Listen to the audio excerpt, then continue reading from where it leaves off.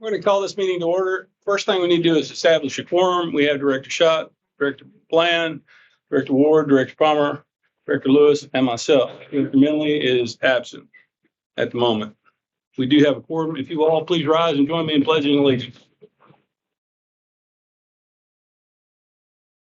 I pledge allegiance to the flag of the United States of America and to the republic for which it stands, one nation, under God, indivisible, liberty and justice for all. Thank you. Director Ward, would you give us a brief prayer? Heavenly Father, Lord, we thank you for this day, Lord. We thank you for everyone that's represented here, Lord. Lord, we thank you for this country that we live in, and we thank you for the rains that you've sent, Lord, and ask that if it's your will, you bless us with much more needed rain. Lord, we thank you for all that you do. In your name I pray. Amen. Amen. All right, public comment. We've had two sign up. If anybody else wants to speak, please sign a sign-up sheet. Ms. Peace. Thank you.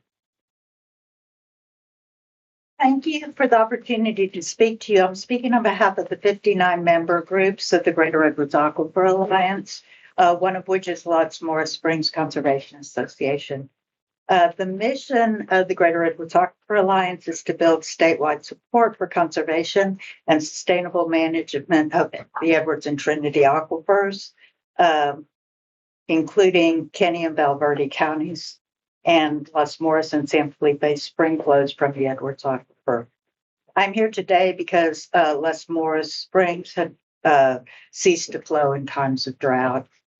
While the science isn't there to tell us exactly why Las Moras spring flows have been compromised, I do feel that this body has not done all that you can do to preserve spring flows. For example, you have declined to adopt and enforce a drought management plan. Especially helpful would be the adoption of a drought management plan that is triggered by a minimum volume of spring flows at Las Moras Springs. The members of the Las Moras Springs Conservation Association are seeking parity in membership of the Kinney County Groundwater Conservation District through legislation that would alter your enabling legislation, a measure that the Aquifer Alliance supports.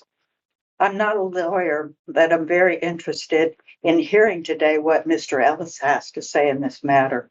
I have heard that this body interprets eligibility to serve on this board as being restricted to a person who owns or leases land in the district that has a current agricultural use designation under Chapter 23 of the Tax Code. If that is the case, you're disenfranchising a significant number of citizens of Kinney County. In conclusion, I urge you to support legislative measures to achieve a more equitable representation on your board. And while recognizing the importance of agricultural water allocations in this region, I also urge you to take seriously preservation of Las Moras Springs and the ecosystem supported by these spring flows. Thank you. Thank you for your comment, Ms. Peace. Ms. Marsh. Thanks, guys. I'll just be very brief. I want to comment on the agenda item in regard to the proposal for the Little League fields.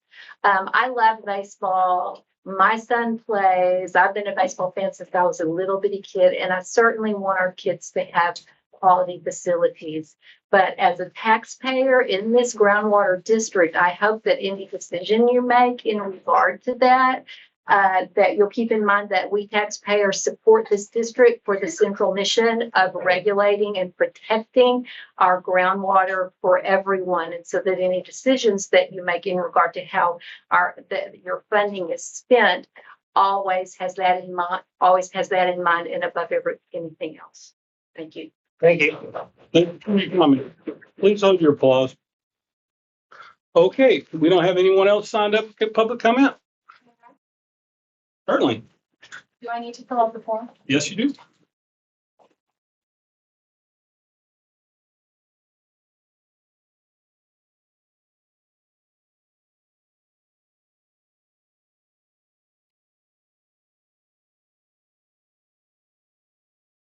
I didn't get a chance to sign it.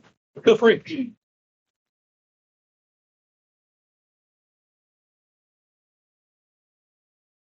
Thank you.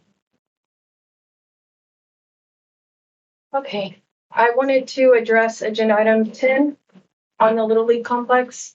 Like Terry said, I live in town, went to school here, grew up here, and appreciate opportunities for recreation. There was a great Little League plan that was voted on by Commissioners Court back in 2015 by the former judge, Tully Shahan.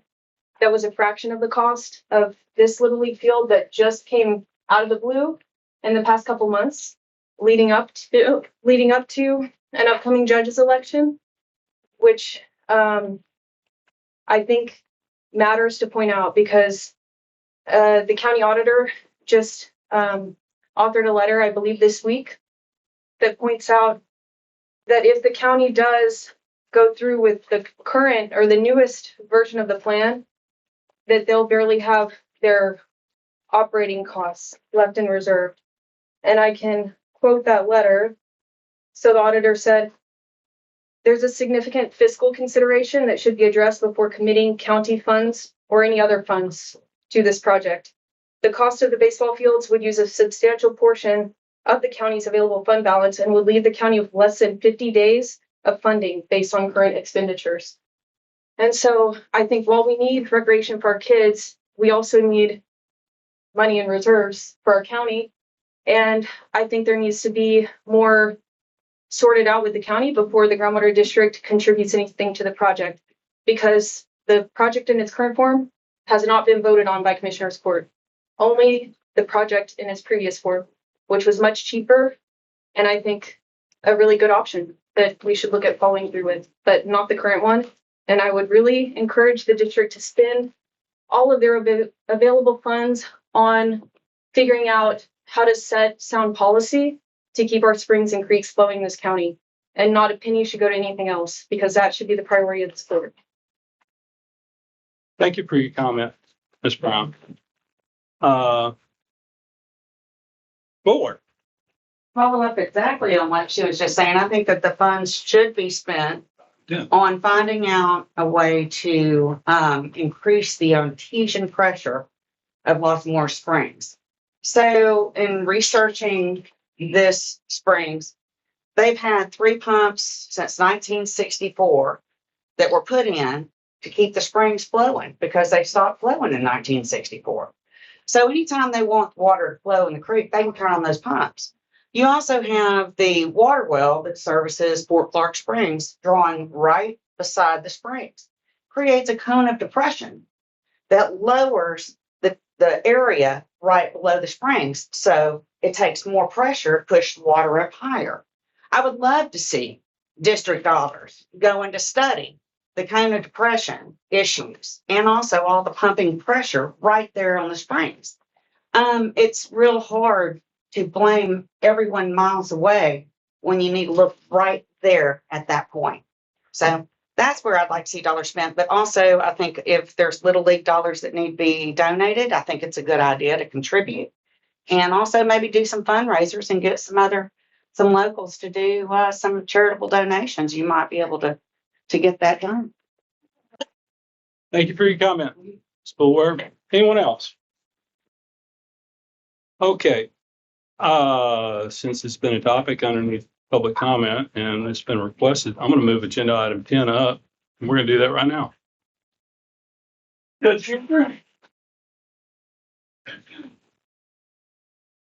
Thanks for moving me up. Appreciate it. You bet. Working on your budget. Yes, we're working on a Little League project. It's been talked about quite a bit for some time. The proposal would be was presented to Texas Parks and Wildlife, and the grant awarded was a dollar for dollar match, and it was about $748,000 from Texas Parks and Wildlife. And the initial proposal was 2 fields, concession stand, parking lot, walking, kind of make it a community deal, walking park or track and all that.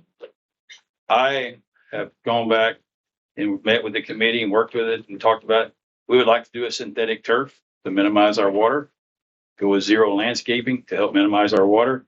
And I think it'd be a great opportunity for the water district to consider a grant, an award or something, and dollar amount that you see fit.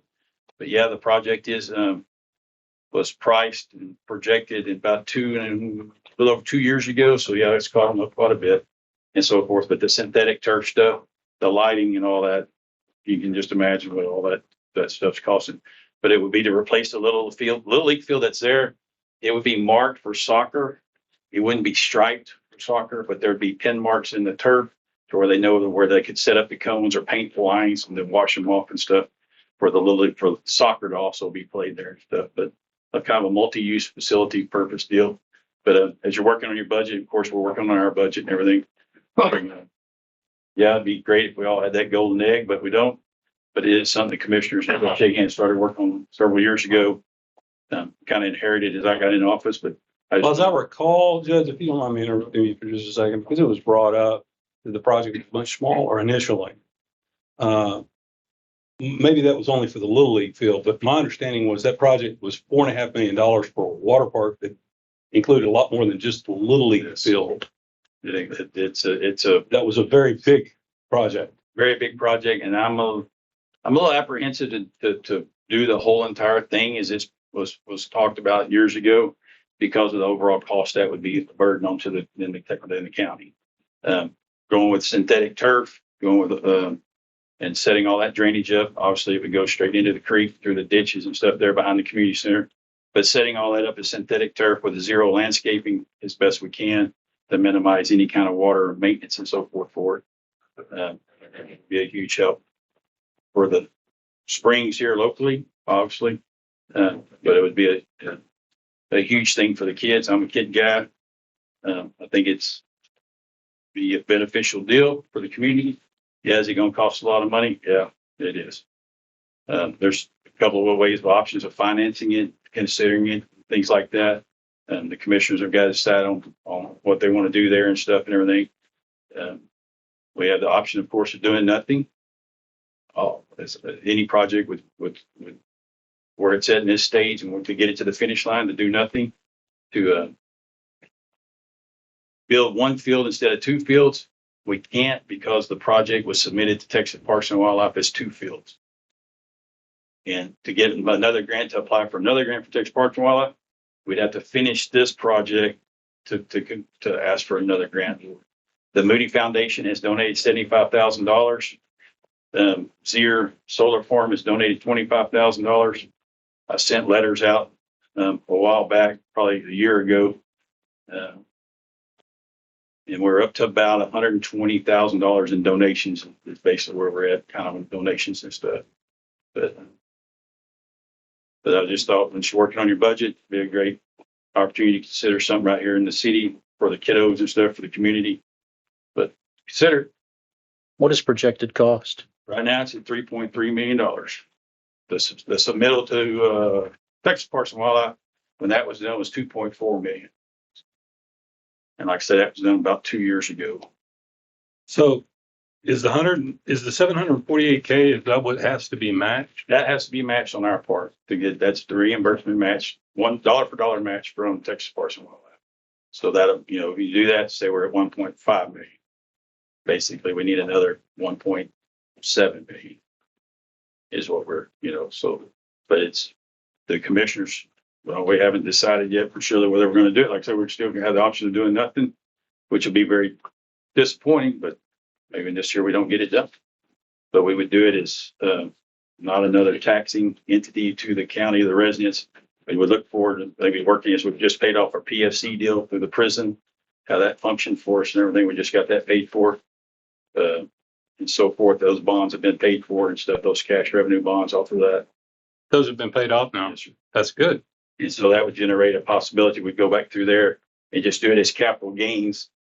As you know, as Todd Tate addressed, and I spoke on Monday, Commissioners Court, we lost about $9 million in value for taxes due to the BPP deal, the business personal property reductions for taxation. And last legislation passed. It went from $2,500 up to $125,000 per business personal property deal. And then, of course, the homes They don't have to pay on. So you relieve a burden, you relieve that tax burden from somewhere else.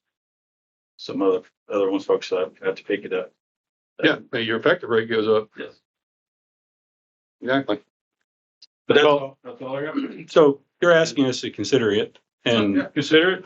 what you consider, I mean, I don't have any kids and they don't play over there, but I go over there frequently and over the years and the facility needs to be. a concession stand, my plan there and the plan with the committee and stuff, talking with them. I'd like to do it just as a big center block facility, biggest, I mean, it's not big, but, have all the restrooms and stuff in it and so forth, and then set it up to where it have two big bay windows or doors to service the fields and stuff. And then a 4-foot metal door would be on the south side, opening towards the parking lot. And then if someone have a fundraiser, plate sale or something, they could set up there. People could come through the parking lot and they could hand out the plates and so forth like that. So let that be used for like that. And they use the nutrition center here quite a bit, which is a hot spot because as people leave church, they're driving right by it. Right. Out there in front of the Catholic church right there at the corner and everything, but things like that.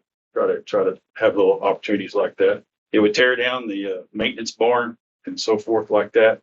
Those items would be relocated over to the Peterson building, those barns over there and stuff, but it would be a complete demolition and redo of that whole little lot right there to put the two fields in parking lot. And so that's where the second one will wind up at. They'll all end up Over on the east side. Remove the old one, remove all that, and then build them right there. Just Side by side. or lay them in their best we can in that block. Right. Anybody have any questions for Judge Schuster? Or for council about it? Is this something that we can do?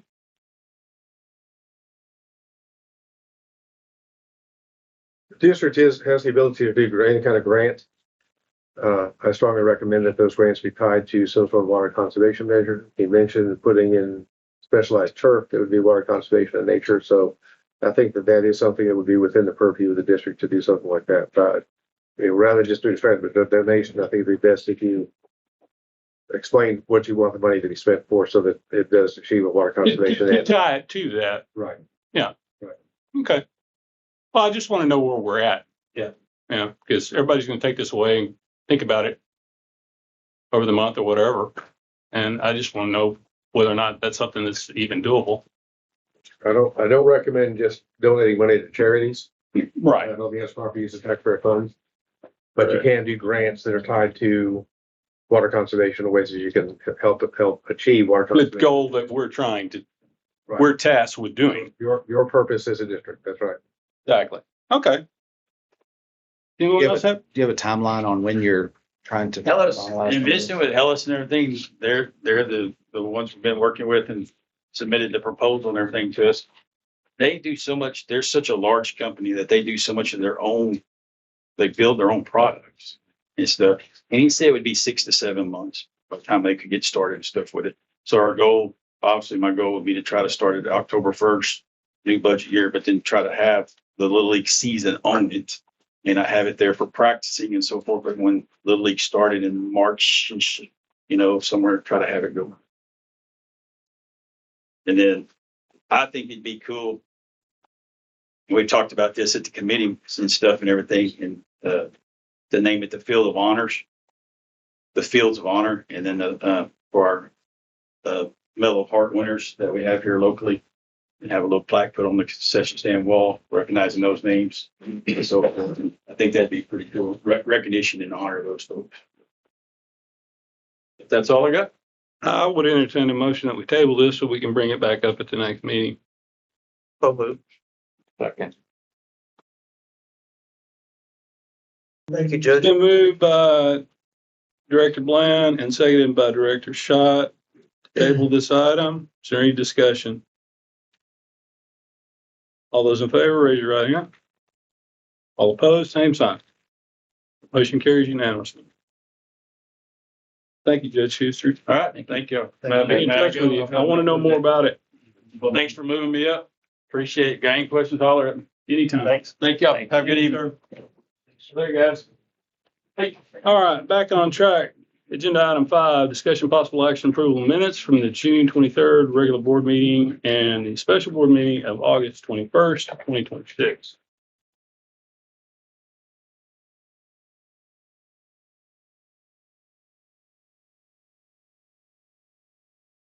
Wes, there's a typo on here, right? We're talking about the July 28th meeting.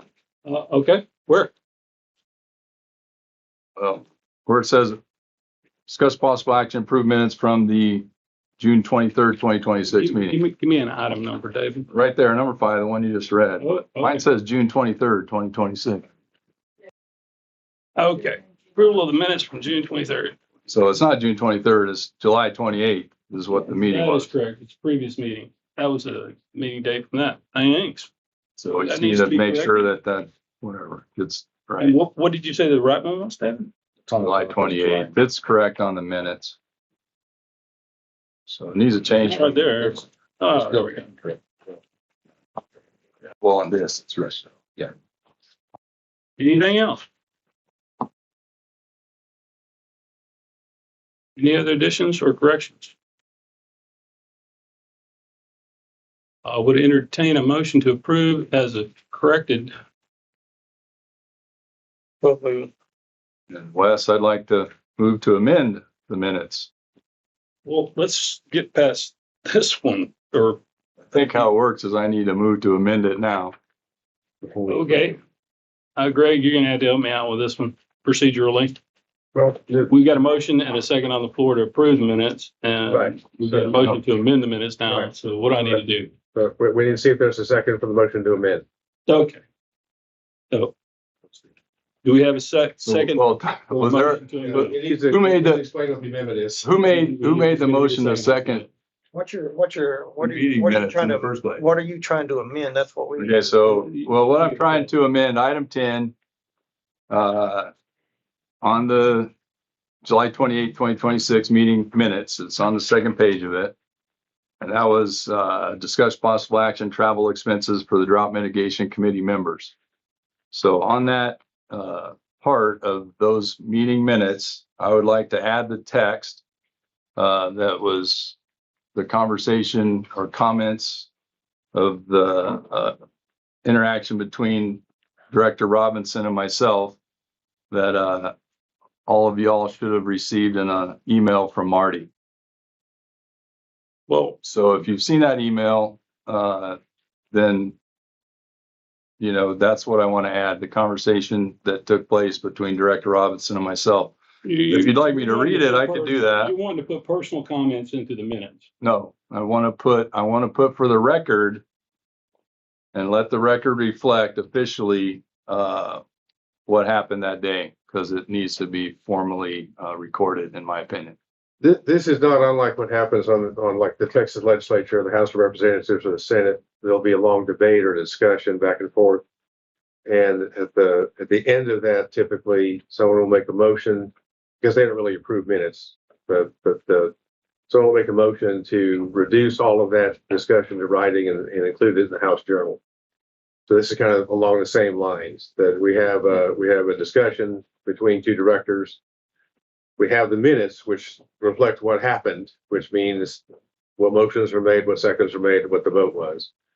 And he has made a motion now to include in that a transcript of an exchange between two directors. Entirely up to the board whether to include that in the minutes or not. I think that's inappropriate in our minutes, but whatever, I'm not gonna second it.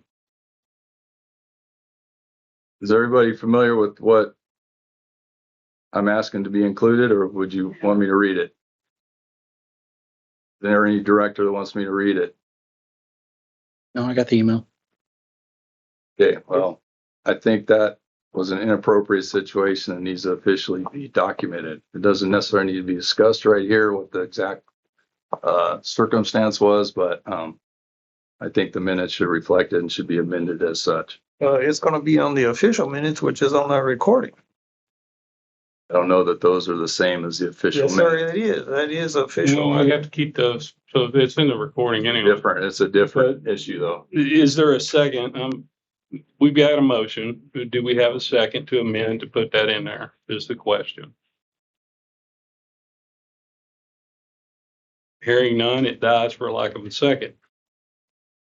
To answer your question, what I heard was Director Bland motion to approve the minutes and Director Schott second it. Did I have that wrong? Gentlemen? Right. Yeah.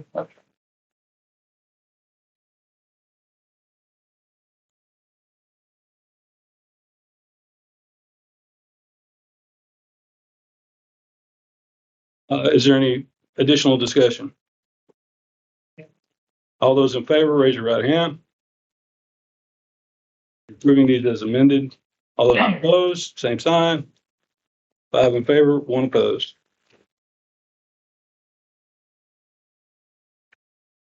Item number 6, General Manager's Report.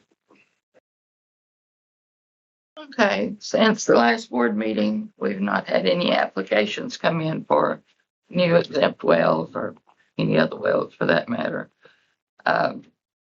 Sometime in October, dates haven't been set yet, but GMA 10 and also GMA 7, I believe, will be meeting. Region J has not, theirs may be late October, first part of November. Been very busy here in the office the last several weeks. Number of different items that have come up that are not routine. We're plowing through things as quickly as we can. I don't believe there's anything else to report at this time.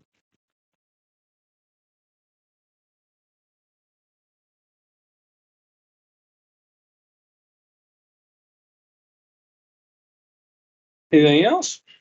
That it? Yeah. Number 7, review Texas Water Development Board Drought Index and aquifer monitoring data. Oh, that's you. Tell us what you got. Well, the drought index I do not have in front of me, but Oh, that's okay. I got it right here. I think. let somebody else talk to the There we go. drought index.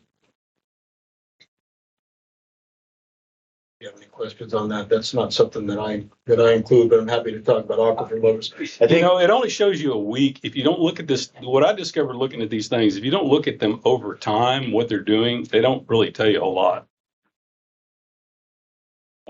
What the trend is and where you're at, but I can talk about data. tell us what you got. What's different? I think Mario will pull some stuff up, but obviously a lot of water. We've had significant, you can make, it's pretty small. Well, what I thought, I've got a lot of slides in here and I don't know how long they want me to talk, but we'll go through stuff. What I'd like to do is, so this is a map, this is the monitoring network we've got. As you know, we've got well over 100 locations that we monitor. What I'd like to do, so the northern part of the county, our drainage area, Edwards, the outcrop area, the recharge zone, just right about the Nueces, and all of these yellow dots that you see in there, the one all the way up to the left, 29, that's Kickapoo State Park. That's their main supply well. And for those of you that have been coming to these meetings and listening to me for years and years, that main supply has not moved since 2020. We'll get to that in a second. In April of this year, we saw it for the first time. We saw it move about 3 feet up, which we work real closely with the Texas Parks and Wildlife Department. And that was a good sign, but it leveled back off again, didn't do anything. I'll show you the graph in a second, but that well right now, as of today, has gone up 30 feet since this last rain and is still rapidly rising. We drove through, spent about 10 hours on Sunday up in the furthest northeast corner where all those red dots are up there. That's the Boiling Springs Ranch, just north of the Ox Ranch where Live Oak comes through. We drove through the West Prong Oasis. There's still 3 to 4 inches of water coming across the West Prong. There's still water coming up. There's a lot of water still coming into the ground. And so from the drainage areas up top, it's coming down into the recharge zone. And so what I'd like to do is just walk through these yellows and I'll show you what we've called our indicator wells, that when we see water levels rise there, we know the aquifer pressure here and the spring's going to come up. And so the one all the way at the left of 29, that's Kickapoo main supply. Number 19, I need my glasses, number 19 right there, that is Mr. Davis's property. He's got a well up there, very great indicator well. That one, when water comes in, it spikes real quick and then it goes down real quick. What that means is that water is going into the aquifer really rapidly. Very porous karst formation. 21, 19, I'm sorry, is Dutch Mountain. 21 is Big Mill. 32, that's Hurwitz. We're going to look at that one also. That's a great one. Sits up on the hill a little bit. There's a rain gauge there, 172. The next one, Tularosa well, further down. This is used to be EAA, but Texas Water Development Board has that one deep in the Edwards, 775 total depth. Water level on that one. And again, Which number are you talking about? that's number 25 or 01. I'm sorry. There's a rain gauge 2501 right there. Thank you. This is one that we have tied statistically, and I've got data in here. And what I'd like to do is I'll go through it quickly, but once I present it here, it all gets up on the website. People can look at that. If you have problems accessing anything on the website, let me know or let Marty know. But it all gets there. But the Tularosa well, for those that have been here again, the spring's not going to flow until Tularosa goes up. And we've got statistical stuff. You'll see a little bit of things in here that we've done. We've looked at the data where you can say, now it's not exact, and I've got some caveats, but if Tularosa is, 1191 to 1193, you're going to get 0 to 5 CFS in the spring. If it's at 1200, you're 40 or 45, and we've got some of that stuff. That's just one well. And again, please don't hear what I'm not saying. These are just water levels. There's a lot. The system is complex. There's a lot of other additional information, but this is pared down so we can kind of take a look at it, look at water levels. We've got chemistry signatures. Vince and Alyssa are here. They're going to talk about the geology. The geologic framework is really the key piece that's been missing for years, and some of that's coming together. We'll let them talk. Number 99, Mountain View Ranch. That's a recent one that we've been able to get. You'll see that one come up. Number 2, directly across to the left, that's Lindsay. That's on the old Bondi Ranch. That one is a great well. Again, it's monitoring. It's not being pumped. Actually, are any of these being pumped? None of these are being pumped. Kickapoo main supply is being pumped, and there's some small solar pumps you'll see, but none of these are agricultural. They're monitoring. We can see what the piezometric surface is in the ground, in the aquifer. Number 99, number 2, Lindsay. And then number 10 is the TxDOT well, right up here on right at Elm Creek, right when Highway 90 goes across Elm Creek. It's right there.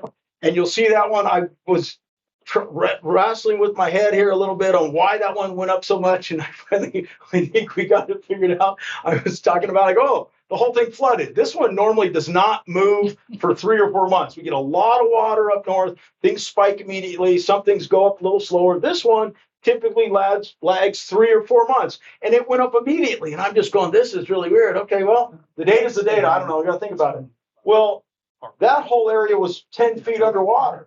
Well, all that water went in from the top. And so, I appreciate Ms. Peace last night talking about water quality and stuff. Well, we got, potentially whatever was in the restaurant, the rest stop went down into that well. So, but anyway, you'll see that one go up, and there's a little bit of difference from what we historically look at. That one is real low. I will make a note: that Pinto Creek stage, we did lose some equipment in all this flooding, but it's all getting replaced, and we're working on that. But how bad did that get beat up? It got beat up pretty good, but that one actually had a lot of mud in it. Oh yeah, I know you went out there. That one, it was completely underwater, and it still works. Our sensor got moved, and we need to get it back to the bottom of the creek, so it's at the bottom. Anyway, bend it up a little. Yeah. So let's keep going here. I don't know how much time you want me to take. Are you cutting me off? We can let Vince go. Whatever you want to do. Yeah, okay. I just, to me, absolutely, but that's up to the board. Okay, keep going. Hang on. Yes, please. Did we not used to have a monitor on the Dooley well? Oh, we still do. Okay. Oh, absolutely. I see a yellow dot. Oh, it's in there. I'm sorry. Okay. I missed. You know what? I apologize. I got that one in here somewhere. I just went by it. No, it is, and I'll show you on there. It's not on there. Oh, my eyesight. The Dooley well is number 4. There's a rain gauge there. I apologize. There's not a yellow dot. Marty, if you could put a yellow dot on there real quick for me, but that one's included, and I will talk about it. Thank you. Great question. Thank you. We've got monitors on every single one of these. In fact, we have more. Yeah, this was done in July. We've since added some since July. This does not include everything, but this is what we've got. And then a lot of rain gauges to the north in Edwards County also. Anything else, ma'am? You got the EH numbers on there, and I don't remember that one. Okay, next, let's go. Let's see what we got. Okay, Kickapoo. This is main supply. So you see back 18, 19, we got a bunch of rain, flooded. and then nothing. I mean, it literally was flat. This is, we got a little bump in July of 2025. Remember the July? That was the one where the spring was completely dry. We got rain up there and the spring came up the same day. And now look at it, it's up 30 feet and it's still rising. Let's go to the next one. Unless somebody has questions, I'm going to go through these fairly rapidly. Okay, Hurwitz, same thing. Hurwitz, this is number 32 on the map that I showed you. Again, going way up. Those, so every time you see one of those blue lines that goes down, that's the water level going down because someone's pumping. This is a solar well. For livestock, it's 5 or 10 gallons a minute. So you can see it's not pumped very much, but you got a big water levels going down. How deep is that? 500 feet. It's up top. TD, total depth. Oh, there it RP is. Okay. reference point elevation. Balcones fault zone. It's in the outcrop, so it's a recharge zone. Well, and then the map number very small on the bottom, 32. This I processed on the 27th. Next, let's go through these further. This is Big Mill. Again, another one. Some of these rises, most of the rise that we've seen and most of the water levels has not been seen in this county since 2019. And this is unprecedented flood conditions. I'm very grateful no one lost lives. I did hear a lot of livestock, a lot of fencing, damage, homes that were damaged, flooded. But we were very fortunate here that as much water and as much damage as we've seen in the northern part of the county, that nobody lost their life. Water level came up. So I'm at it's about 1430, 1425 to 1480, 60, 55 feet, about. And then it's coming down. So it'll go down real quick because the water's spreading out, going into the aquifer. Next. Duck Mountain, this is number 19. Same thing there. Apologize for the data gap. Equipment died, failed, something happened. But this is where we are. We actually sent in the unit back to the manufacturer. We might be able to extract some of the data. We often do that. But my guess is that line that was going down probably, once we finally get the data, is probably just going to go straight down to about where it was at. Where it picked it up at. Yeah, I mean, but we'll see. I won't add it there if it's not real data. Next. So this is Mountain View, Big Jackson. This is GMA 10. The other thing that's complicating a little bit of some of this is that basically the Edwards and GMA 10 going to our east and GMA 7. But this is something that what we call right in our bowling alley, right in the area where the recharge is coming into that spring. You see how much that one went up.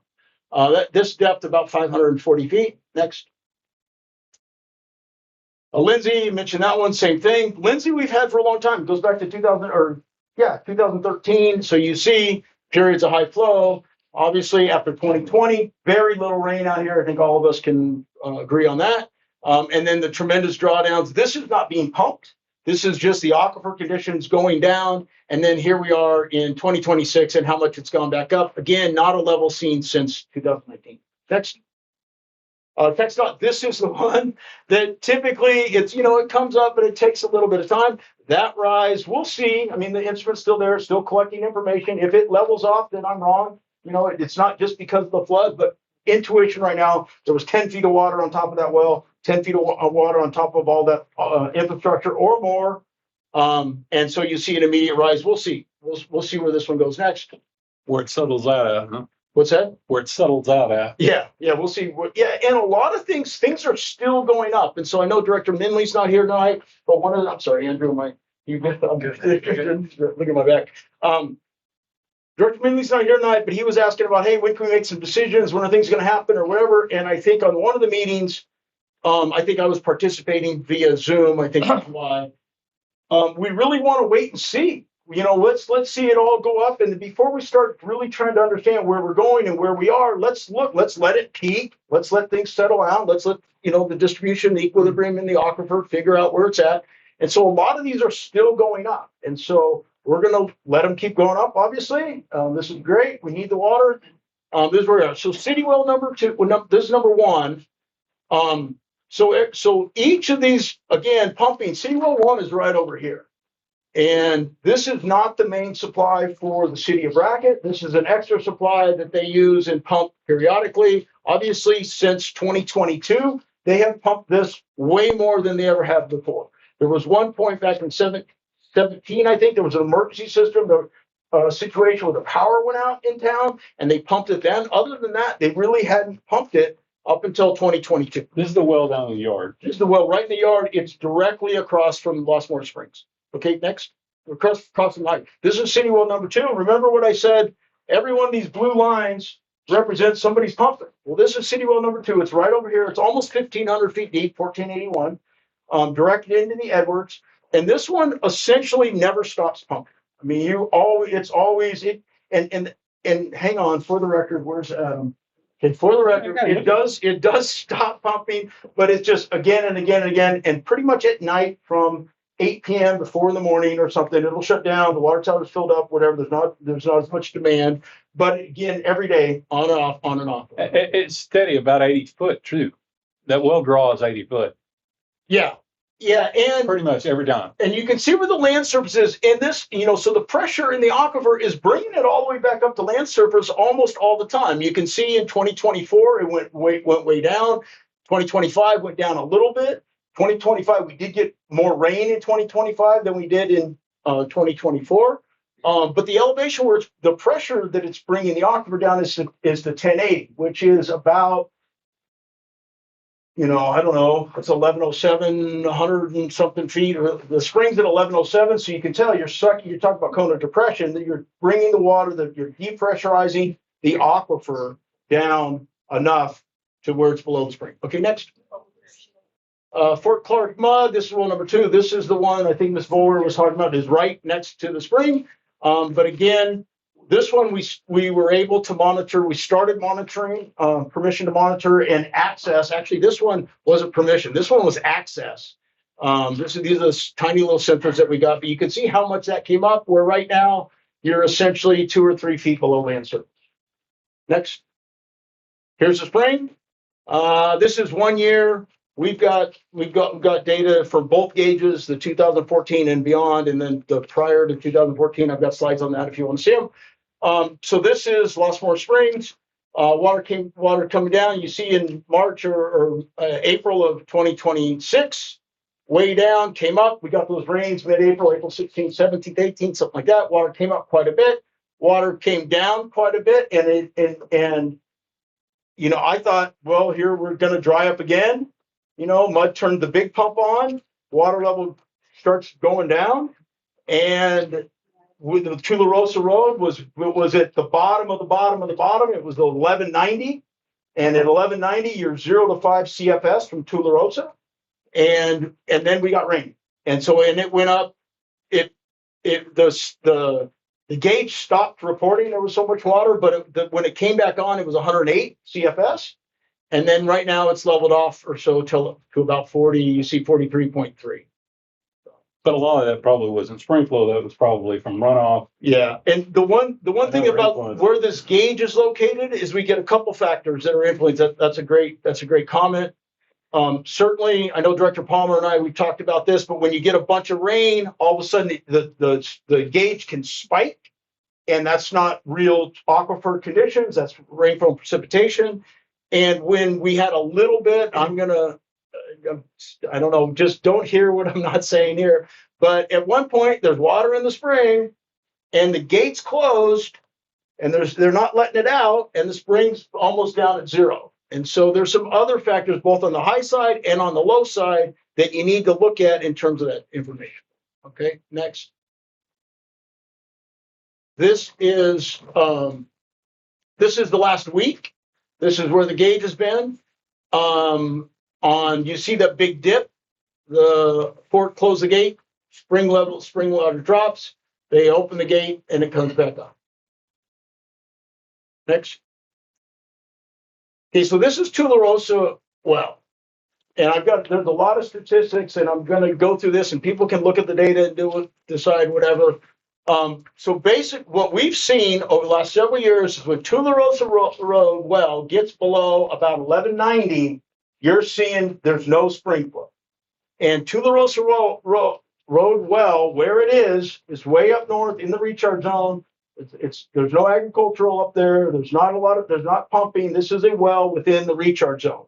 And that well, we've just been able to see. Now, it's not just this one. I mean, Vince and Alyssa are looking at other wells, composite indexing, trying to figure some stuff out.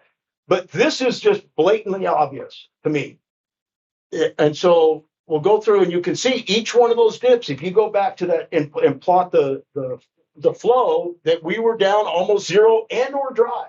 We had, a lot of dry days for the spring. Okay, next. Could you do us a plot like that sometime where you cross those over the top of each other? You know what? I might be able to. Let's see what we can do. Right there. Well, I mean, No, it's right there. hey, well, that's what I want to look at. We're to magic. Well, it's kind of hard to tell the difference, to be honest. This one, what the unfortunate thing, we've been out in the field the last several days, and I haven't had a chance to update this or whatever. And so this one doesn't include our latest storm stuff. We need to pull all that down. But just in general, Tularosa Well and Los Moras Spring water levels going up and down, and we've got an R squared at about 0.8, 0.86, 0.87, which is, and this is, That's high. well, that's 400,000 data points for the USGS and 78,000 data points for Tularosa Well. And so there's a lot of information statistically that someone can do some interpretations and figure all this out, but looking at the data, 87% correlation. I mean, You need math to do that. Move the decimal place. let's leave that to somebody else, but this is the raw data being presented. Next. Okay, so this is where I started to say, so the green dots, you got about the same flow, trying to make this real simple here. Tularosa Well, the spring, the green dots, water is about the same. The orange dots, the three orange dots, water flow in the spring is about the same. The red dot, that represents about 50 CFS. That's by itself. The other ones, the orange are about 40, the yellow 10 to 15, and the ones that are green are 5 or less. Okay, next. So this is, you don't need to understand all this or whatever, but this is your statistical table. From your flow 0, 0, 0 to 5, 5 to 10, 10 to 15, 15 to 20. And again, my caveat on the bottom, there's 86,000 data points for Tularosa Well, 400 and something for Los Moras for this particular graph. And so Tularosa, the groundwater well, doesn't give you an exact flow for Los Moras. Doesn't say at this instance, if I've got 1191.4, I'm going to get 5.2 or something. It's not exact, but it does show that as Tularosa goes up, spring goes up. Tularosa goes down, spring goes down, and it is highly correlated. And you can, all of this will be online, and you can pull it all out yourself and look at it. So the middle, so when it says P25 to P75, essentially the middle 50%.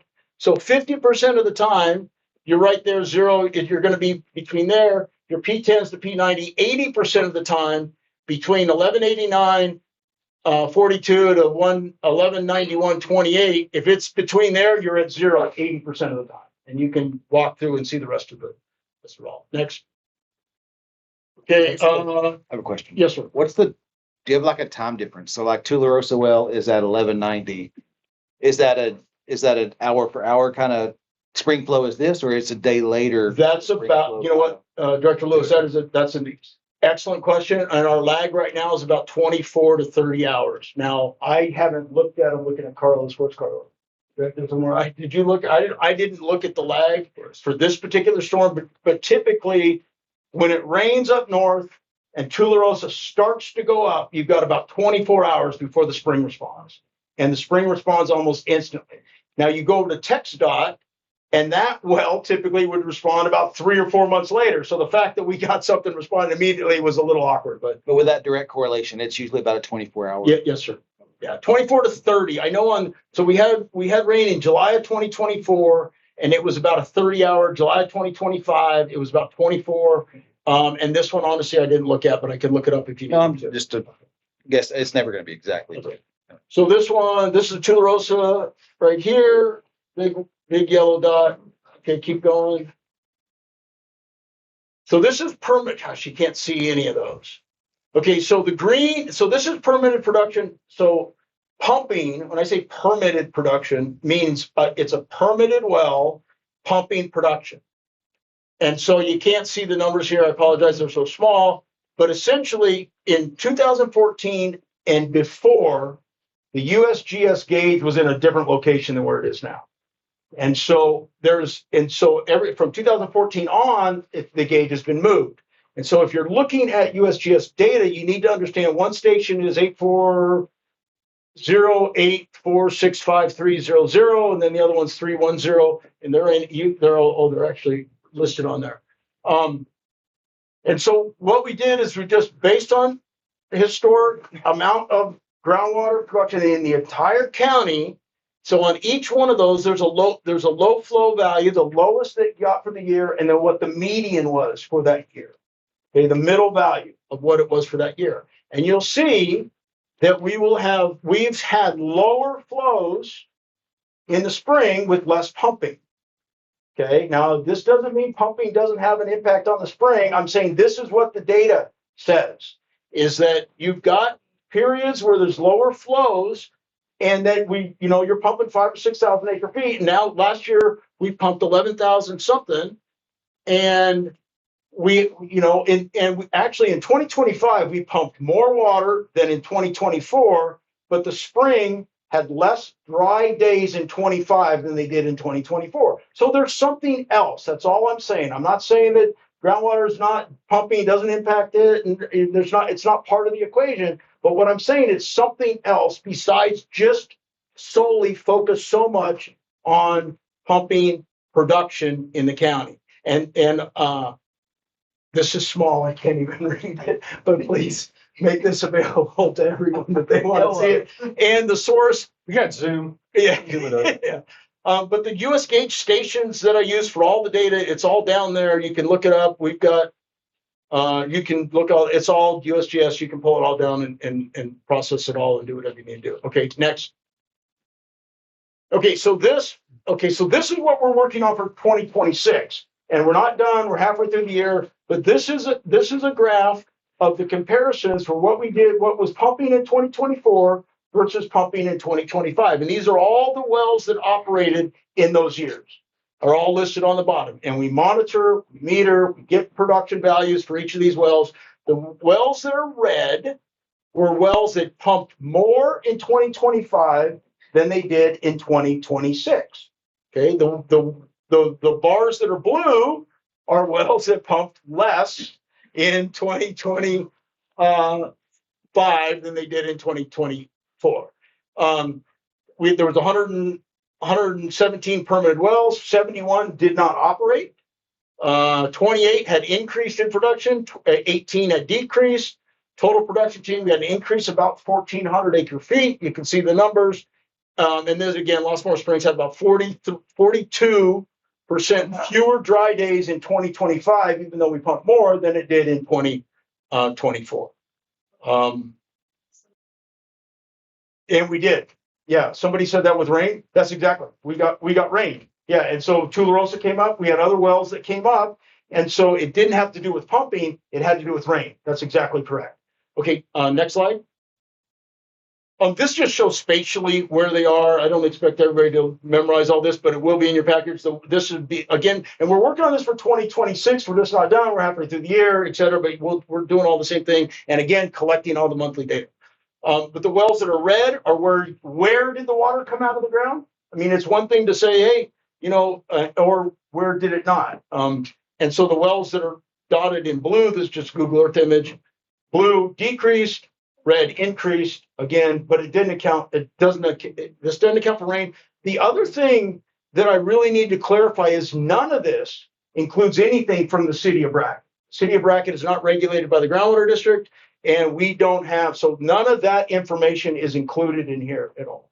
Okay, next. What am I looking at here? This is working on getting that data? Well, you do have some numbers from. Yeah, it's just I'm focused on, we can incorporate, and I can put that on the graphs if we need to, but my focus has been on the permit holders in the county, monitoring, maintaining, and looking at what water they're using, and presenting that to the board. We do have numbers, which I agree is what we're supposed to be doing. Yeah, but the number and the city's use has been brought up, and that's the only reason I mentioned if we had it, we might need to present it. Yeah. Can I ask a question that I've never really been clear on? Sure. Do we have any spacing requirements for high velocity wells, irrigation wells in our rules? From what I've read, and correct me if I'm wrong, the spacing is how close you are to another property, correct? Not the location of the wells, irrigation wells to each other. So do we have any Can I ask a spacing clarifying requirements? question, Director Robinson? Sure. Was this directed to me? Either one. Okay. I don't know. And I could Okay. have the rules wrong. Oh, Do no, we have any no, and I spacing? want to try to answer you. When you say high velocity well, what does that mean? I just mean. Mean high enough- volume? Yes. Okay, high volume. Okay, got it. Thank you. Do we have any spacing requirements? We for- do have spacing requirements within our rules. They are not specific to the size of the well. If it's a permitted well, it has a spacing requirement. They all do. A spacing in relation to each other? Not in relationship to each other. They have spacing requirements. I'd have to go in there and read it to get into the details of that. But it's off topic at the moment. If you want to talk about it after the meeting, I'd be glad to. We'll get out the rules and we'll see what it says. I have no problem talking to you about it. And we'll see exactly what it says. But we do have spacing rules. Please continue with your presentation. This is just Lost Morris Springs. We already talked about that. You can go to the next one. So this is the West Nueces, and this is what I really found. I mean, I don't know if how many in the county have been up and seen any of that, the West Prong and Live Oak and the damage and the water gaps that were on the west side of the highway are now 100 feet. On the right side of the highway as you're going out of town, going up the Camp Wood Road. And there's an F-150 been rolled over, whatever, about 300 yards off the road. There's a lot of damage up in that area. And so I'm just curious, what was the flow in the West Prong? It was hard to read over there, but it peaked at about 80,000 CFS. And go to the next slide, Marty. And you can see that's about 450. So this is a couple days later. It's hard to, the graph, it just goes straight up, comes back down. It does taper off, but even now there's still flow. It says 0, but at the scale, but there was a lot of water that moved through there. Next slide. Rainfall, rain gauges. So just look at these spatially, again, a little bit hard to see, but the county lines, you see Brackett right in the center, Mexico border down in the left corner, Kinney County boundary, Edwards up north, Uvalde to the right, and then Real a little bit over. Each of these colored dots, is going to represent a rain gauge station. Just go to the next slide real quick. Hard to read, but the numbers are 9 inches, and these are reported every hour. So you see, I mean, there's a lot of water that came down in a very short period of time. Next. I've never seen that much material move down my section of Pinto Creek since my dad bought that property in '72. I've never seen anything like it. Yeah, and you know what? I don't know what it looks like the rest of the county. But yeah, and it's a little bit unfortunate because there was a lot of debris. We hadn't had a water in a long time. It's a lot of debris, a lot of sediment, and a lot of the normal places where, particularly Pinto, to be honest, a lot of the normal places where you see water coming up in Pinto where you would expect it to come up are all silted over or debris on top of it. And so it's going to take a little bit. Nature is resilient. Somehow it's going to figure it out. It's going to come back. We're going to get this. But right now we're still in this little period of cleanup and what's going to happen. I know Director Schott's Strickland Spring, down off the Pinto, down by you, that's been silted over. And so it's going to take a little bit of more water, more just let the system handle it. 4 more rainfall graphs. Let's go through these real quick. Rainfall again, 10 inches is the column on the left. Is that right? Yeah. Does that say 10? No, that says 16. So the amount of rainfall that we're getting, and this is all stuff in Edwards, the northern part, et cetera. Oh no, some of these are lower. Anyway, I'm taking up too much time. I can see the clock ticking here. But we got a lot of rain. You don't need me to stand up here and tell you that. So next, is there anything else? That's it. Okay. Can I ask a question? go ahead. Yes, ma'am. Thank you for this data. First of all, can we go back to the slide on the Tularosa and the spring flow? Okay. Because before getting to that slide, this could be wrong, but you seem to insinuate that the head pressure generated by the city well in the yard was causing fluctuations in spring flow, but then went on to say that Tularosa well is nowhere near the city well, and it tracks almost exactly with this. What is the question? So can we assume that the head pressure at the city well is not causing fluctuations in the spring flow because it's not causing fluctuations at Tularosa because it's so far away? So it must be a groundwater aquifer level issue. That's, so you need to look at it two different ways. That's in the, coming to that conclusion, I see where you're going, coming to that conclusion is inaccurate.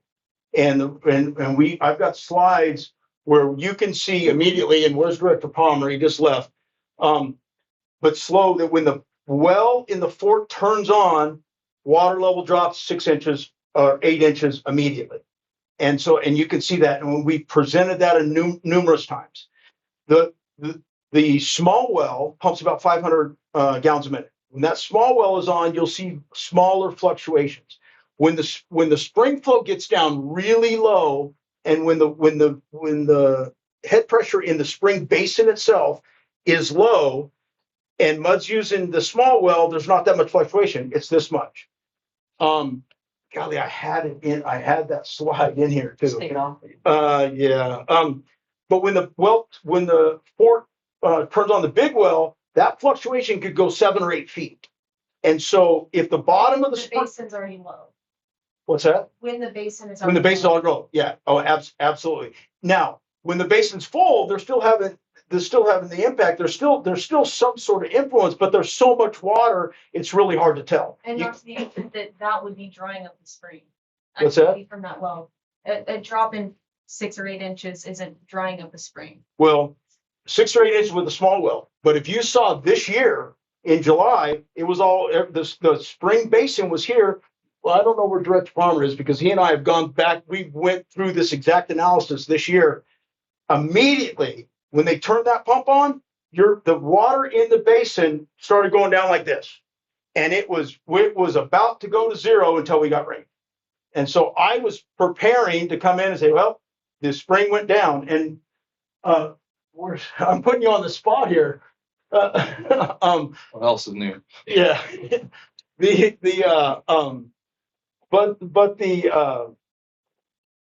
yeah. Well, do you think let me just ask you this. Do you think that the Fort Clark Mud 2 big well is having an influence on the spring basin water level? Yes. Yeah. That's fine to say, but it just seemed like you were insinuating that the activity in the city well was causing the spring to make dramatic fluctuations when it tracks exactly with Tularosa. Okay.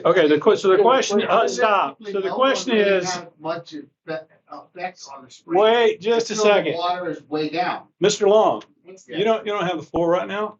I open this up to questions, okay, and it's just devolved here. Okay, so The question is whether or not Mr. Burton said the city's well is drying up the spring, and he didn't say that. Yeah. Let me just say this. Okay, across the board, you have 4 wells that pump from water that feed directly to the spring. 2 are from the city and 2 are from mud. Okay, they influence the spring more than anybody else, not the sole influencers, okay, but more than anybody else. They're drawing water directly from spring water.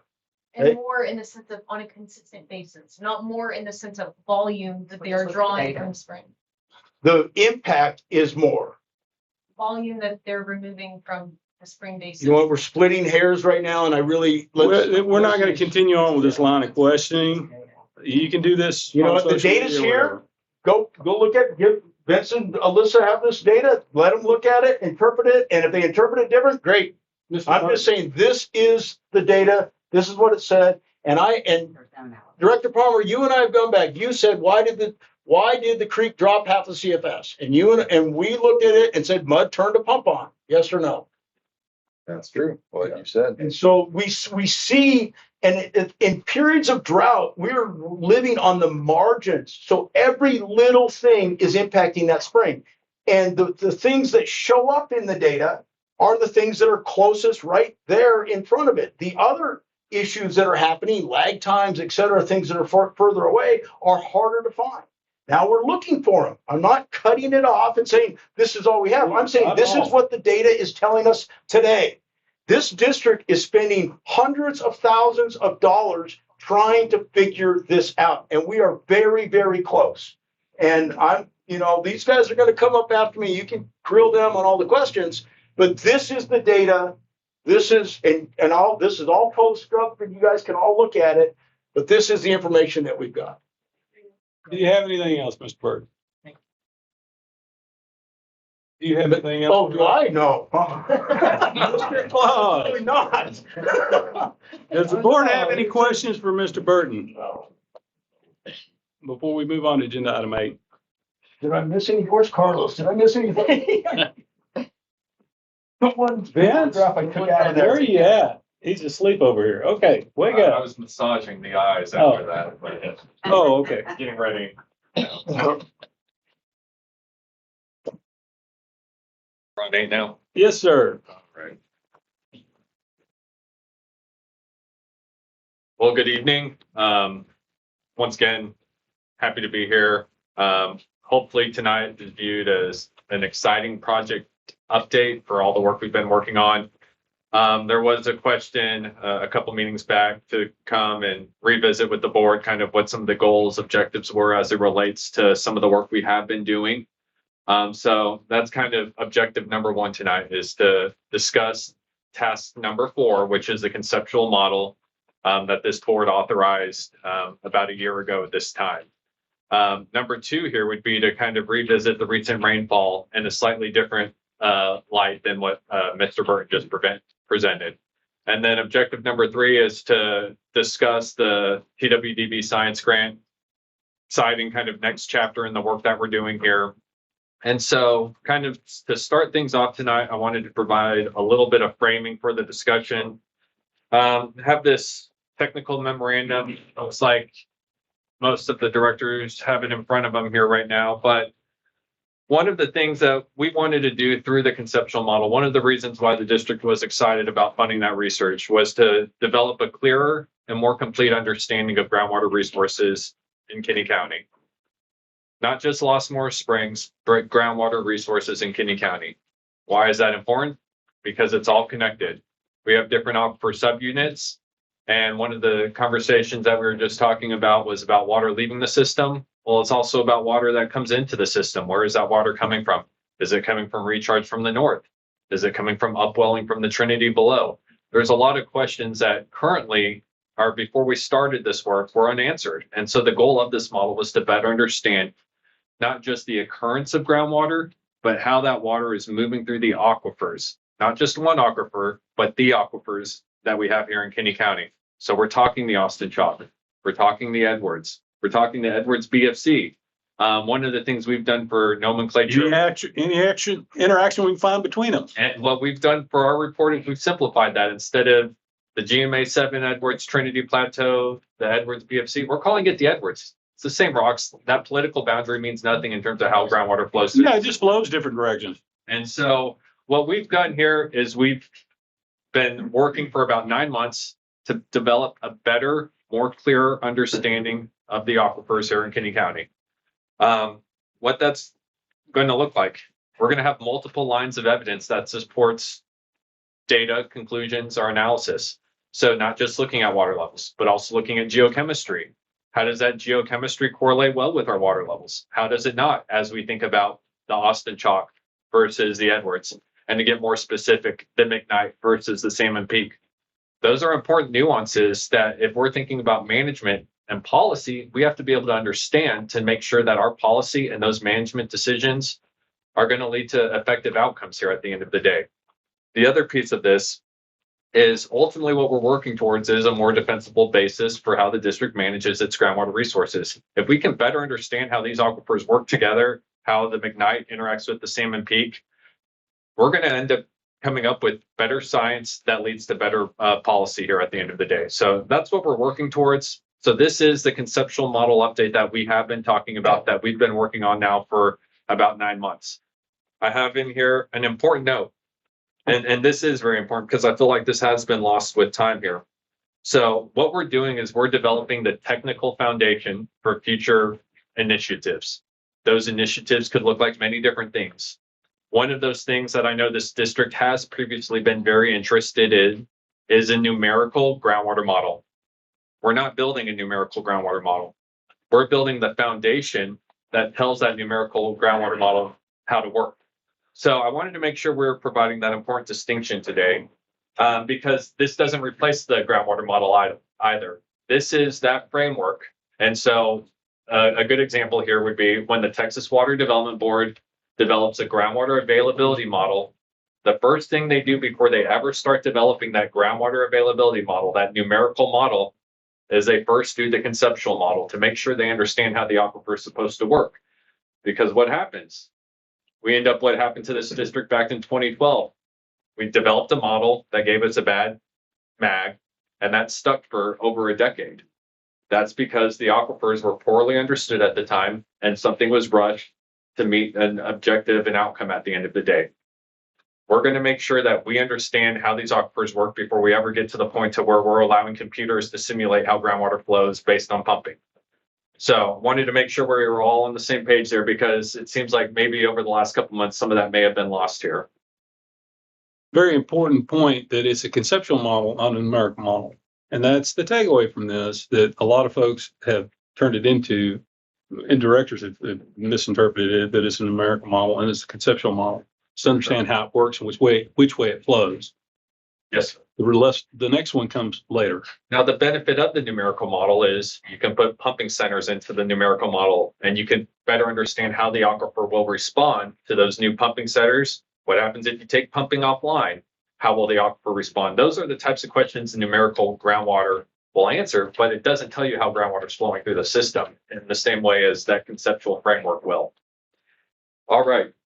So we just discussed that we're not talking Edwards Trinity Plateau. We're not talking Edwards BFC. It's just the Edwards. Let's keep it simple here. On the second page here, what we've done is we've included a screenshot for the updated hydrostratigraphic model. This is a three-dimensional model that we built using a software called Leapfrog. One of the cool things about this 3D model is it's an interactive PDF in a way. So it's something where you don't need expensive software to use. It's something that's very user-friendly. And it's something that allows you to look at the geology, not just as planar 2D maps, but in 3 dimensions, which allows you to understand the geometric relationships between those units, those formations. But what this is enabling us to do now is this is enabling us to understand where we have well completions, how those well completions relate to our aquifer units. Is this in the Eagleford? Is this in the Austin Chalk? We're now better able to answer those questions. There was a first iteration of this that was developed. Well, we went back in, we added additional data points as part of the work we were doing here. So now we believe we have a very good high resolution model that shows us how this subsurface geology in Kinney County actually looks beneath land surface. And so when new wells are drilled, when we have well depths, we can plug these into the model. And we can say, okay, this is in the upper section of the Edwards. That explains why this well may be different from this other well right across the street that's drilled into the lower section of the Edwards. This is providing us that level of detail to help us better resolve some of those questions that relates to differences between the Salmon Peak, between the McKnight. Well, and you get further resolution on that as people drill wells and well logs come in, and the geophysics of those, if it's off, 5 foot too high or 5 foot too low, you'll adjust that as you go through the conceptual model. They get better over time. And that's one of the things I've worked with a couple dozen GCDs over the years that have employed this strategy. Some of those GCDs do opt to do annual updates as new data comes in. Let's plug in that new data. Let's refine the model. Some GCDs update it every couple of years. Some they never update it. It kind of depends on how much new data is coming in.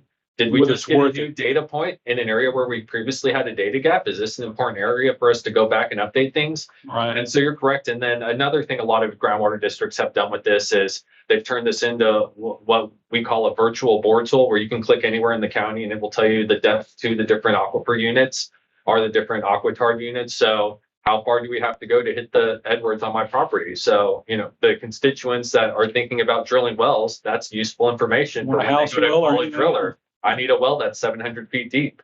And this is work that the groundwater district has funded that can be used in multiple different settings here. But ultimately what this does is this provides us that really strong understanding of that subsurface framework. This also will eventually feed into a numerical model when the district gets to that point. So one of the other things we've been doing, we're constantly ingesting data and different updates from Jim and his team. So one of the things we've done is we brought in all of our groundwater level data.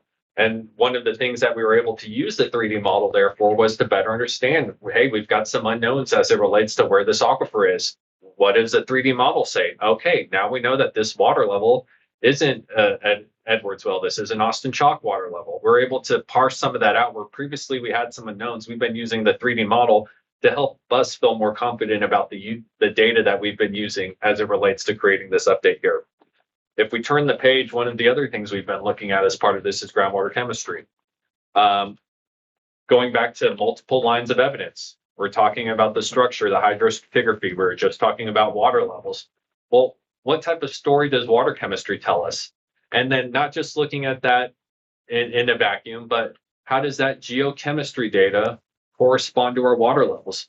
When our geochemistry data is changing in certain wells, what's happening with water levels? Are they going down? Are they going up? So we're able to think about this as a system instead of independent data sets now. So that's what we're working towards here. One of the things we've been noticing through this is our Edwards water chemistry. There's some very fresh zones. But as you start getting into the zones that aren't as fresh, we see changes that generally indicate more sulfates in the water. Whereas the Austin Chalk, also some really fresh zones. But as we start thinking about how that water is changing, we're actually seeing some spikes in chlorides. So we're in the Edwards, we were seeing those spikes in sulfates, and the Austin Chalk, we're seeing elevated chlorides. The chlorides are a little interesting to us because usually you don't see that in fresh recharged water unless there's been anthropogenic influences introducing those chlorides into the system. So that's something that is already kind of coming out. Can I just call that a leak? It could be a leak. It could also be.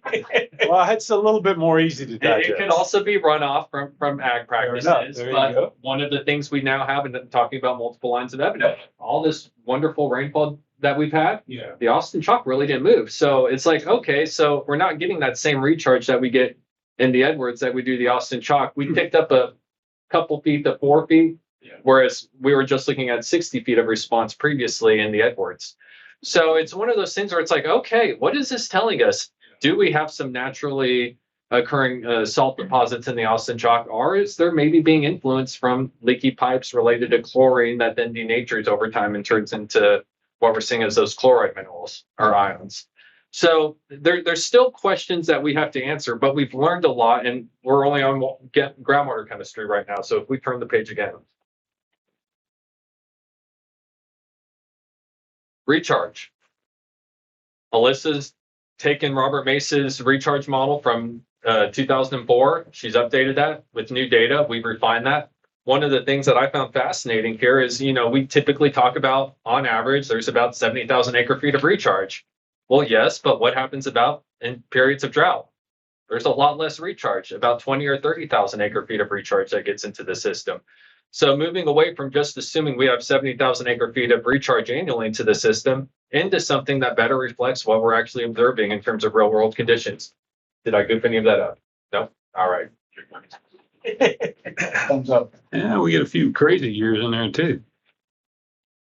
Yeah, and those crazy years, one of those is 2019. So it really shows the significance of some of these rainfall events. And this isn't just looking at rainfall data. This is looking at the West Nueces.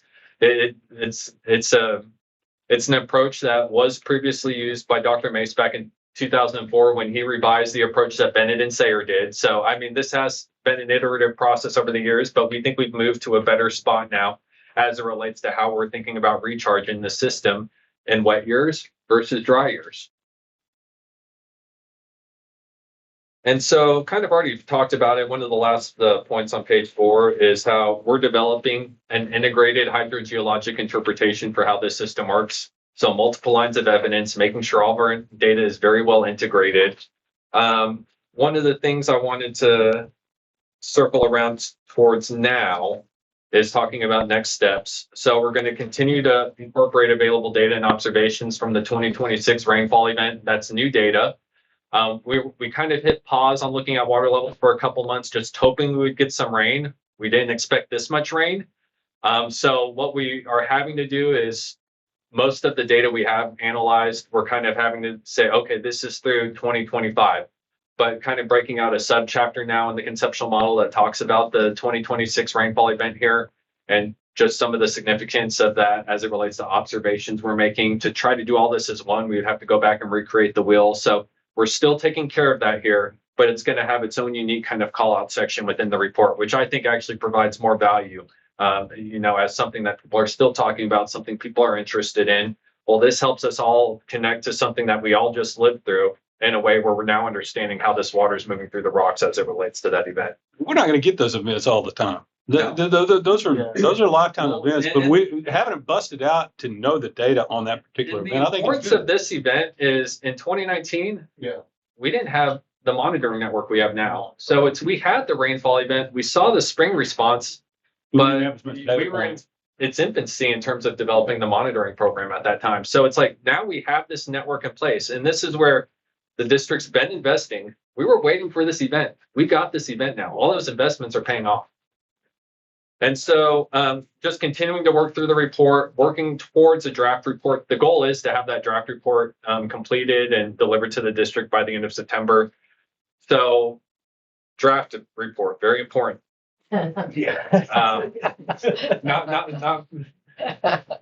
It's important because this provides us an opportunity to talk about this before we work towards that finalized deliverable. It also is something where I'm hopeful that there's others, maybe Dr. Hutchison, may be interested in reading it and offer some comments based on all the years of work that they put in here. I think it provides an opportunity to create a deliverable that has buy-in, more consensus as it relates to providing that peer review type aspect instead of just, here you go, here's the final report. I think if we do it as a draft and then leave it open for a month or two, and maybe it's just director's comments, it kind of depends on what y'all see as being the best approach there. But really thinking about it as, how do we make sure that this is something we all support? How do we make sure that we didn't miss anything? We've covered all the bases. Like we don't want to say something in here and then miss the mark and then Jim say, well, actually, hey, yeah, that y'all had that one backwards. Like this provides us that opportunity to get that kind of squared away. So we're targeting that 30th. One of the things that I wanted to revisit here is all of our timelines got delayed a little bit. One of the things we did is when we started talking about revising the DFC, there was acknowledgement that by doing so, we may have to push timelines out. One of the things that's getting pushed out or did get pushed out was the conceptual model. So our task authorization for this ends on September 30th. So what I would like to do is come back to the board at the next board meeting with a contract amendment to extend that deadline a couple months out to give us that flexibility to kind of go through this as a draft deliverable and then provide the board with the opportunity to leave comments there as well. So that's one thing I want to do. As part of that task authorization, we also had some of the things in there related to rule changes, or rule amendments or suggestions for rule amendments. That one's still open out there. So it also allow us a little bit of extension on that one too, to make sure we can get those taken care of before that contract term expires. So hopeful that that's something we could handle next month at the board meeting, and then a week or so later, provide the board with that final draft report. And then we'd be more than happy to come back in October and talk about it. And then I'm of the impression, we're probably going to want to do that over a couple meetings. We're not talking a short report. We're talking a report that's going to be well over 100 pages. So to try to cover all that in one board meeting setting could take some time. So that's one of those things, just kind of putting it out there, something that we could start thinking about as a district in terms of how we want to approach that. I think it'd be a good idea for the board to think about whether they want to have a special meeting to do just that single item or set up a couple of meetings, I'd be more than happy to come out here and do it as a 2-hour presentation. I'm throwing it out there so the board will be thinking about it in the interim before we come back and talk about it next month. Yes, sir. But that's something I think the board needs to think about how they want to do that. All right, so that's the conceptual model. Be more than happy to answer any questions that specifically relates to that item here.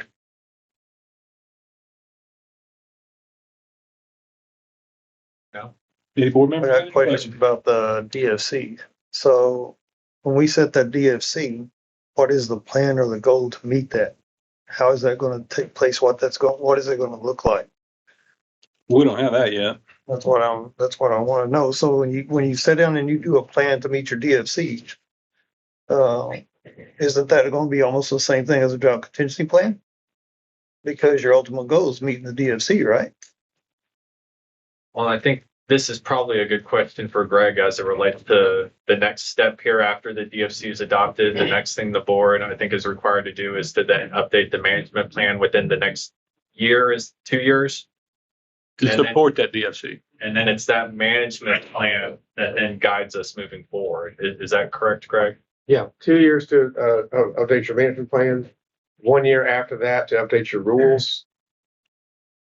The statute doesn't specifically require those deadlines. However, if you don't meet those deadlines, then any person who is unhappy that you didn't meet the deadlines can petition TCEQ saying they're not an operational district.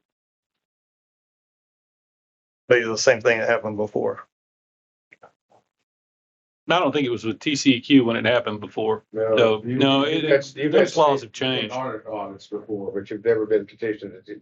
Well, no, I'm sorry, you have. You've been petitioned to TCEQ, and we went through a compliance agreement back when Ken Carver was general manager. Was TCEQ? Did they have it then? I thought it was still Texas Water Development Board that had it at the time. No, that's how it was TCEQ. It was a compliance agreement with TCEQ. But anyway, yes, we've been through an operational audit. That's the only question I had. Okay. All right. Recent rainfall event. We heard Jim go through a lot of really great data here, so I don't need to go too far into too much detail here. The one point that I did want to bring up, and that's the graph on page 6 here, is we know we're in exceptional drought. We've been talking about drought. Now we're talking about catastrophic flooding and a rainfall event that people haven't seen since 2019. This top graph, what we're looking at here is rainfall deficit. And so you can see that since 2012, Kinney County is almost always operating in a rainfall deficit in terms of what that's showing us. But that rainfall deficit is normally below about 20 inches. Somewhere between, I would say, 8 and 16 inches is typically our normal operating window of rainfall deficit. In 2019, that rainfall event brought Kinney County out of its rainfall deficit. That's that huge drop down right there in the middle of the graph. But ever since 2019, that rainfall deficit had been increasing back up. And up. One of the things we've noticed in this rainfall deficit too is when things are, below 10, spring flow's generally healthy. When things get above 10, you go back and you look at 2014, that rainfall deficit was around 15. That's when the spring went dry in 2014. About 15 inches of rainfall deficit. Well, before the flooding here that happened, we were at a rainfall deficit of about 40 inches when looking at our cumulative total over time here. What you can see is that rainfall event did help us recover some, but we're still in about 30 inches of rainfall deficit. So we're talking about water levels we haven't seen since 2019. We're talking about catastrophic flooding. We're talking about water levels that are up 60 feet. That's all still being within a long-term drying trend and with a rainfall deficit that's still about 30 inches below normal, when typically Kinney County is operating in about 10 to 15 inches of a rainfall deficit. So we're always in drought. Then we have these catastrophic flooding events. It's kind of what it looks like. It brings you out of that rainfall deficit, and then you kind of go right back into it. So people think it's over, and it's not over because you're still 30 inches behind. That's the crazy thing. Yeah. With all that rain, we're still in pretty significant drought here. Definitely. And we have a spring that's at 40 CFS right now. So it speaks to the importance of rainfall.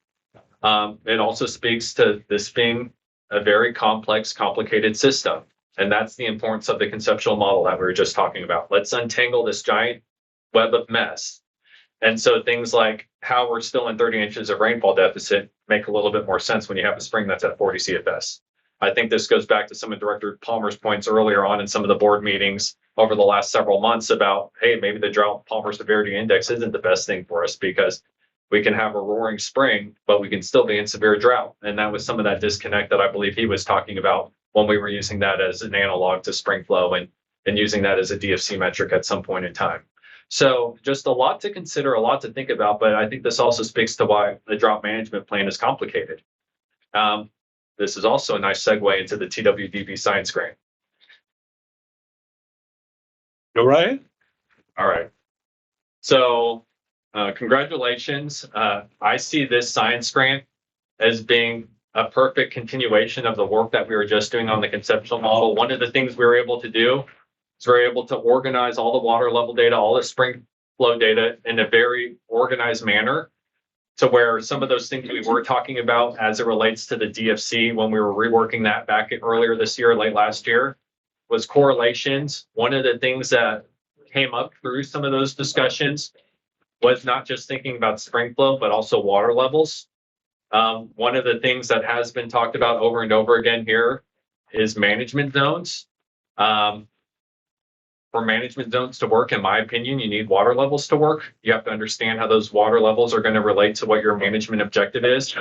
One of the things that many GCDs do in Texas is they use monitor levels as like trigger wells.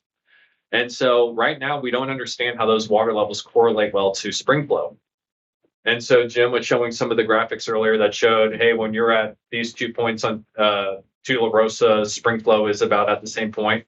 One of the things this science grant is going to allow us to do, and that's objective number 2 here, I got a little bit out of order, is to better understand those relationships. How do water levels here within the city, how do water levels in nearby areas, how do those correlate to the spring? How do water levels in faraway areas, such as down Tula Rosa Road, correlate to the spring? It's going to allow us to better understand those relationships. And so when Jim's talking about correlations, our goal is to hopefully work towards, we're not just talking about R squareds and correlations. We know when water level is here, spring flow is likely there. When water level is there, spring flow is likely there. So if the board does decide to continue to talk about management zones and the board does want to think about, well, how do we make effective policy around these? Well, moving away from spring flow is actually the way how I think we do that. The spring flow, Jim was talking about it, the gauge moved. One of the things we have to do through the science grant is to understand the implications of moving that gauge, because right now we have data sets with 2 different periods of time here that may be telling us 2 separate things. So as we're thinking about water levels, we've got to understand historically how that spring's been operated, historically how changes in that management may affect spring flow. But the first task here is for Jim and Carlos to go out and to recalibrate things, making sure that we understand what's happening when the spring basin is at 8 feet. What does that mean for CFS at the spring? There's been some concerns that the USGS monitoring method may not be, where we want it to be. Or what happens if that monitoring equipment goes offline for several months and our DFC is based on that monitoring equipment? We're in trouble. And so task 1 of this study is to help us gain confidence in the USGS equipment and or develop alternative methods and approaches to calculating spring flow if we feel like that equipment isn't doing its job correctly. My opinion is it probably does that sometimes, it probably doesn't at other times. We need to figure out why it's not at those other times and then dial that in a little bit better. So the science grant allows us to better understand that spring basin, flow coming out of that spring basin, how that spring flow correlates to our water levels. And then the last piece of all this is we also have funding to go and run some geophysical logs. And I believe the request was 10 wells. Is that correct? Approximately 10 wells. And so one of the things we're uncovering through the conceptual model work is we do have some data gaps. There are some areas where we can probably dial things in a little bit more if we just had another data point there. And so the last piece of this is to help us refine our understanding of the subsurface structure, but specifically focusing in around what Dr. Hutchinson called management zone 1, where we think there's strong correlations to the spring. Let's make sure we understand what that subsurface geology looks like, because if we are thinking about management zones, which that has been a lot of the discussion here over the last year, we need to make sure we understand where those boundaries are supposed to be. We can't just draw lines on a map without having data points to support those lines. This grant provides us an additional roughly 10 points of data to help us dial it in where we may have some uncertainty. So it's a continued evolution of kind of where we started with things here, what we're doing through the conceptual model. This was kind of the next phase of work that needed to happen. And so, for the district, having TWDB fund this through a science grant, I think is an exciting opportunity. And so that's all I had today. I'd be more than happy to answer any questions. I just want to make sure, because this has come up and the public has questioned this, what this grant is for and what this money is going to be spent for. So I just want to make sure that we got what I think I heard correct and everybody understands it. That $170,000 is to study the spring basin and that gauge and how it affects flow, and to get lithology on 10 boreholes to figure out what units they're in and what units they touch, and further define what's happening here in the county. Did I get that right? Yes, sir. Can I ask? Sure. The 10 data points, the 10 extra data points, are they going to be focused on the pumps that turn on March through September? Because that's when the spring goes dry, So like clockwork. It's not year round. I want to answer that first. The board did not specify the boreholes that would be used in that. We did not. We only specified that we wanted to do 10 on the amount of money that it would cost to do 10.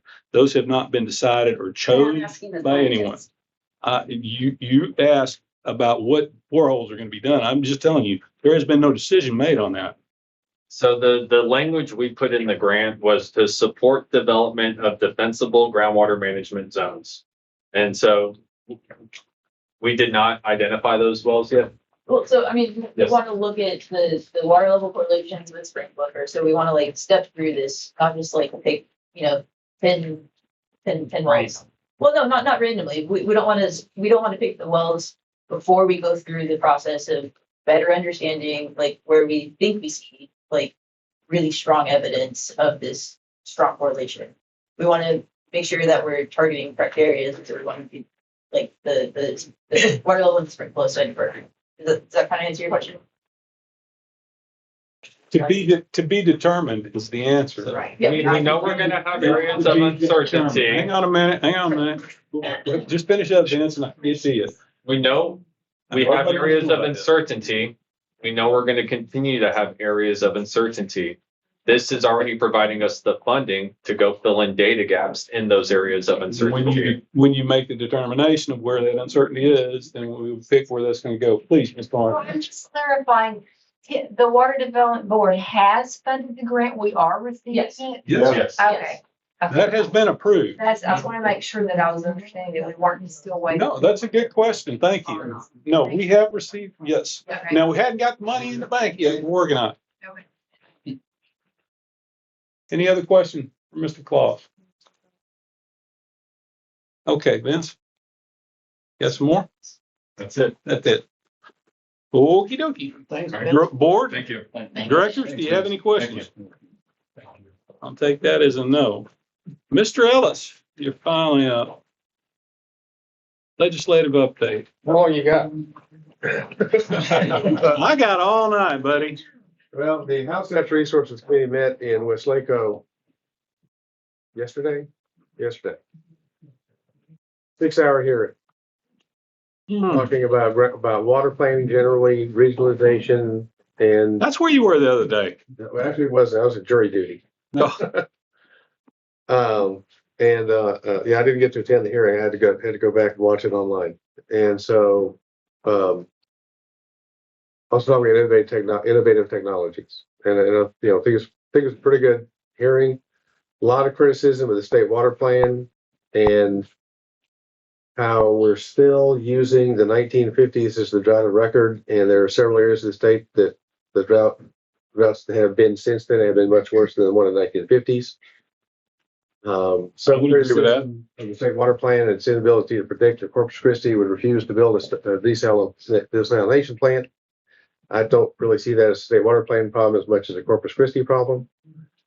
But then again, I'm involved in them trying to come get a groundwater permit to make up for them having not built a desal plant, so I hear about it a lot.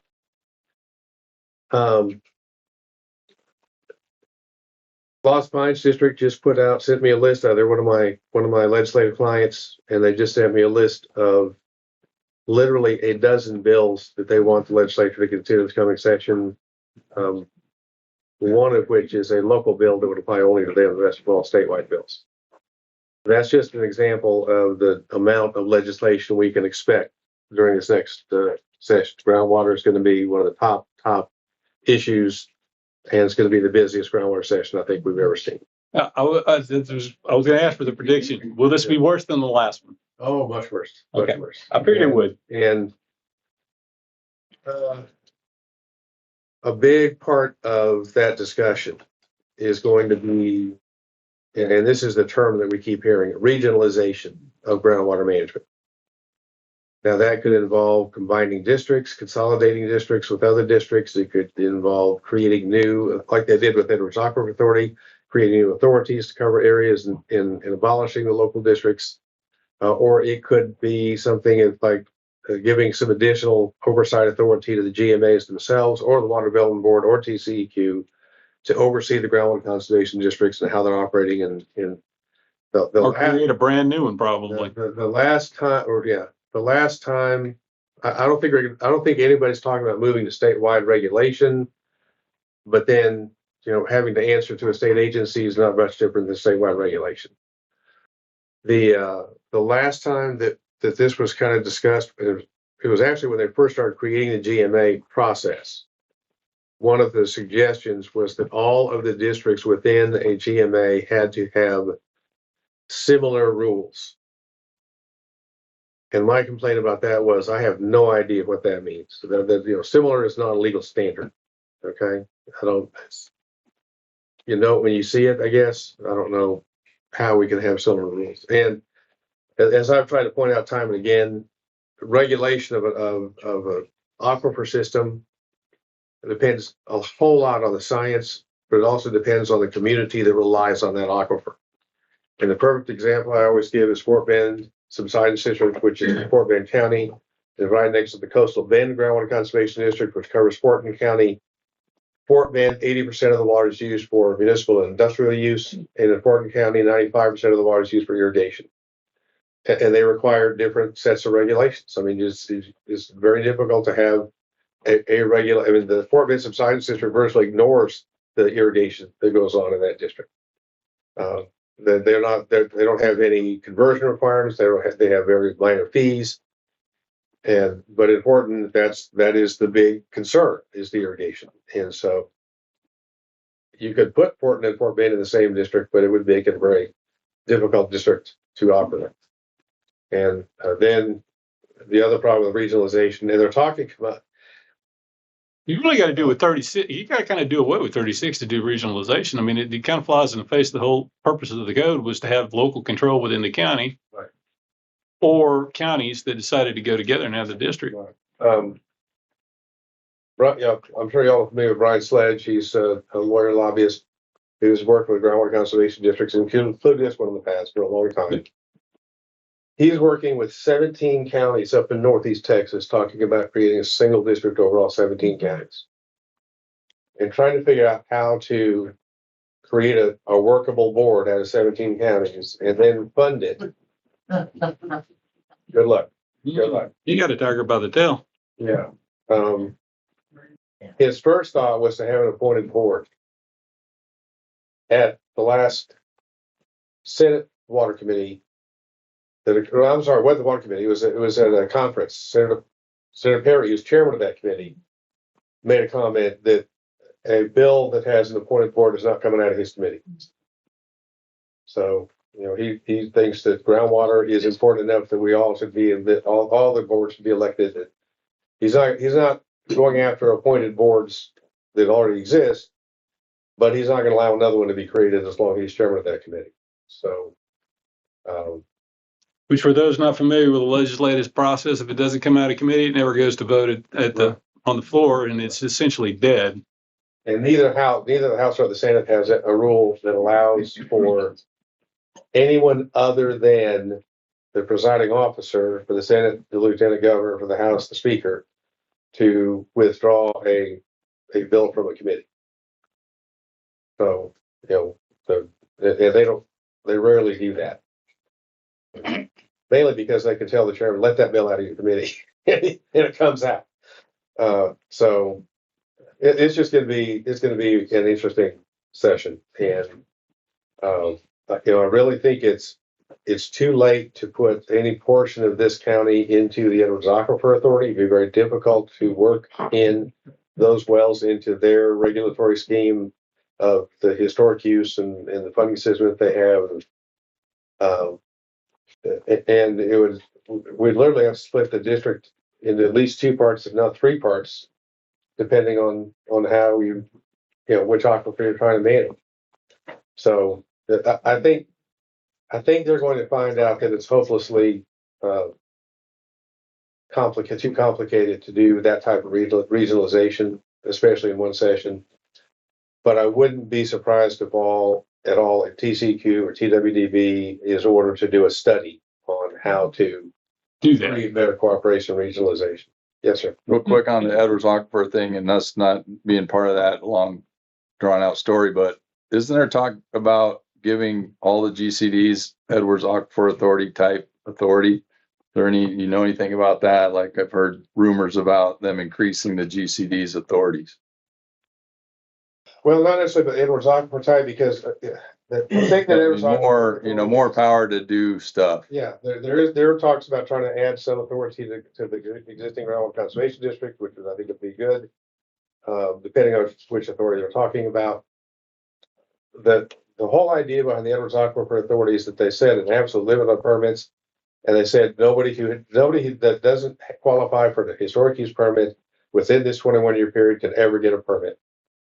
And that is never going to happen again. They're not going to be able to do that anyplace else in the state, because it was after they created that, more than 10 years after they created that the Texas Supreme Court held that the groundwater in place was the vested property of the surface estate owner. And by doing that, said if you create a bill saying you may never drill a well, there's going to be a lawsuit. I don't know how much money that person could get, but there's going to be lawsuits filed saying you owe me money for the groundwater I can't produce. So I don't see the legislature ever creating another district that does that. There's lots of talk about trying to create a marketability of groundwater rights. Several districts have already done so, some to their detriment, because they've ended up selling more water than they really have available to produce. And and if when you start talking about putting limits on how much groundwater that a landowner can sell, apart from how much they're going to produce for use on their property, well then, do you take that money? What they did in oil and gas is they said, okay, you're going to take this entire field, and if this guy decides he's going to produce, then he's got to catch up to everybody else. Now, everybody else might have been sitting there going, the price of oil is way down right now. I think we ought to wait 10 years and see what it's at 10 years from now and then produce. Too bad. He's producing, you're getting a check, whatever check he's going to send you. You have no choice. How that's different than eminent domain, I don't know. But he's taking your oil and giving you a check. So the same, I see the same potential thing happening for groundwater, where they're going to say, well, you need to split that money up amongst all of the landowners. Well, but what if the landowners don't want to sell? He wants to keep his water. Well, he may be out of luck. And if you don't do it that way, then the other option is you say only so much can be sold. And I kind of like that plan. We're saying we have the MAG, the model available groundwater number. We have the regional water planning number saying how much our local demand is going to be over the next 50, 60, 80 years. And we're going to say, okay, we're going to set that aside. We're going to say that amount cannot be sold. You can sell everything up to that point, but not that amount. Okay, well then who gets to sell it? First come, first served. Again, everybody around gets a check. More discussion. Yeah, so it's very, very, very complicated. On the litigation side, just had a hearing in the GBRA versus PCUWCD case. pleas to the jurisdiction. I was hoping to get a decision out of the judge today. That hasn't happened. Lay's contact with the court is said, well, maybe by Friday. Well, we're supposed to have a final hearing on that case on Monday. And depending on how the ruling goes, we may or may not have that hearing. The plea of jurisdiction says, judge, court, you don't have jurisdiction to even hear this case. It all has to do with the timing of when the lawsuits were filed. So we'll see what happens with that. Likely, regardless of what happens on the decision, it's likely going to be immediate appeals of that decision. And that will probably delay the whole trial another 2 years. Very good news out of Hays County. The Hays Trinity Groundwater Conservation District was sued by Aqua Water, a nationwide corporation that is a private investor utility, because they had continually exceeded their permit. The district said, you need to pay us a settlement to cover the damage that you have done by overpumping your permit. They refused to pay any kind of settlement. The district had not filed any kind of enforcement lawsuit. They had not imposed any penalties. But Aqua said, well, they're penalizing us this amount and we're not going to pay that amount. And now they're not going to renew our permit. So 2 days before their permit expired, they filed this federal lawsuit. That was, I think that was 3 years ago, December 3 years ago. And it'll be 3 years in December. Was that the one that we're claiming unequal enforcement in? Yes. Okay. Among other things. Lots and lots. Right. Right. I know there was a lot more to the case. I just wondered if I had the right case in my head or not. Yeah. The both sides filed what are basically summary judgment motions, Rules 12b6 motions, saying that this claim should be dismissed or this claim should be granted as a summary judgment.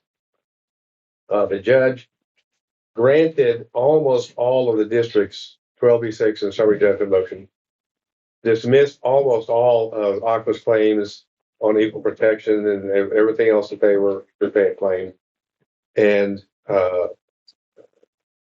partially granted a summary judgment for the district, and partially and then dismissed dismissed some of the district 12b6 motions, specifically on this question. The main thing that they granted for Aqua was whether the district could demand damages for their waste and water quality issues that they were raising. They said, no, the district can't do that. The other thing where the district lost is they said you can collect damages for the overpumping that occurred, but you cannot collect damages for Aqua having operated without a permit for the last 2 years. Now that's troubling, because what the judge said is there's no requirement in the rules for them to renew their permit. No, of course not. You're not required to renew your permit. You're only required to have a permit if you want to operate. You're required to renew it if you want to keep it. Right.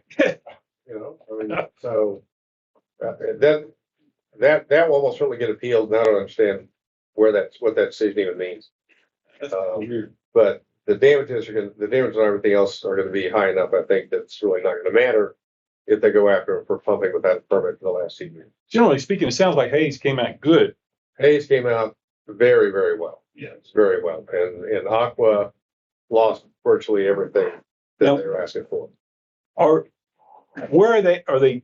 Was it a final kind of a hearing? No, that was all the preliminary. This is all the preliminary judgment and dismissal motions. Hadn't even gotten into the case. And the rest that remains that is to be tried is going to be scheduled for trial sometime probably after the first of the year. And what remaining argument will be? I don't have a complete list, but it's mainly the district's enforcement action and in one issue raised by Aqua, which I'm sorry, I don't remember what that issue was off the top of my head. I can look it up in a minute. Just curious. So very good news there.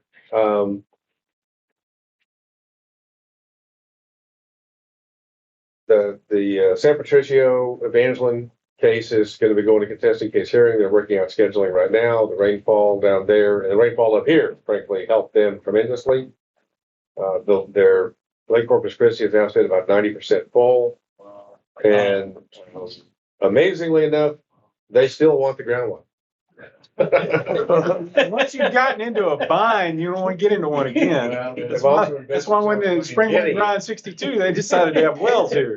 They've also invested so much money in getting that groundwater, they're not willing to throw that away. You can't give it, yeah, they can't give it up now. Right. Although they've been more than willing to throw away the money they've invested in the desal plant, so I don't, so. Frankly, I think that's not gonna be resolved until the legislature creates a regional water authority that covers 3 counties around Corpus Christi that has the authority to build a desal plant. And Hey, transfer all the money they've had about for the desal plant over to that regional water authority. Because clearly the Corpus Christi City Council does not have the political will to build it or fund it. We, bring you a little closer to home about our issues regarding litigation, possibly around the election. The last thing I was gonna bring up is that, as you know, we have an election coming up. We had 2 applications for the precinct 1 slot. One of which was a person who listed their permanent residence in Fort Clark Springs. And the district in the past has determined that would be considered not be considered part of the rural part of the district. Now, I'm going to agree from the outset, and I have said this multiple times over the years, that we need to get the District Act changed to clarify. First off, I don't like residency, because residency in Texas is a state of mind. And residency, whether or not someone actually lives where they say they live, is a matter for the courts. That's not something that you can determine administratively. But somebody claiming a specific residence, and that residence being outside the boundaries of what the district considers the rural area, is something you can determine administratively. And so Janelle has rejected that application by Mr. Gordon to say, because you listed your address here and the voter registration rolls show that that is in fact inside the boundaries of Fort Clark Springs mud, then that does not qualify for the precinct 1 seat. Now, I want to point out that the District Act has 3 at-large seats, one of which is reserved for a person who resides in Brackettville, and one of which is reserved for a person who resides inside Fort Clark Springs. Then 4, one from each of the 4 county commissioner precincts, but those people have to be from the quote-unquote rural areas, without defining what that means. What this district always, as long as I've been here, what this district has always interpreted that to mean is to differentiate those seats from the ones reserved for Fort Clark and for Brackettville. So the people who run for those precincts cannot be from Brackettville or cannot be from Fort Clark Springs mud. And however, you notice we have Mr. Minley on the board. It doesn't matter if you live inside Spofford, because Spofford doesn't have a reserved seat on the board. So the people that have reserved seats on the board don't get to also run for the other 4 precinct positions. And there was some discussion about whether or not it is permissible, whether or not you have to follow one man, one vote, or whether or not it's permissible to have these seats like this. And quite honestly, until this gets litigated and the judge tells me, I don't have any idea if this is permissible or not. I'm not crazy about it. I would prefer that that's a registered voter of those areas rather than a resident of those areas. So we don't have to worry about residency. Wherever you register to vote, that's where you get to run for. And let the voter registrar worry about whether or not you actually live in that location or not. And I also don't like that they're, and I'm not crazy about the fact that you have every person sitting here gets to vote basically for 4 different seats. And you get to vote for the 3 at large, and you get to vote for your whatever your precinct is. Great. That's not relevant to what's going on. Well, I'm going to mention that Mr. Okay.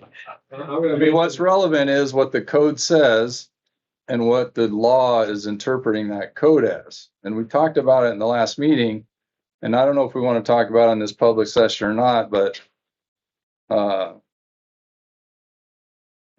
counsel from different voices has been different If you're telling me lawyers disagreed about something, I'm amazed. Wow. No, but our discussions varied from what you're saying right now.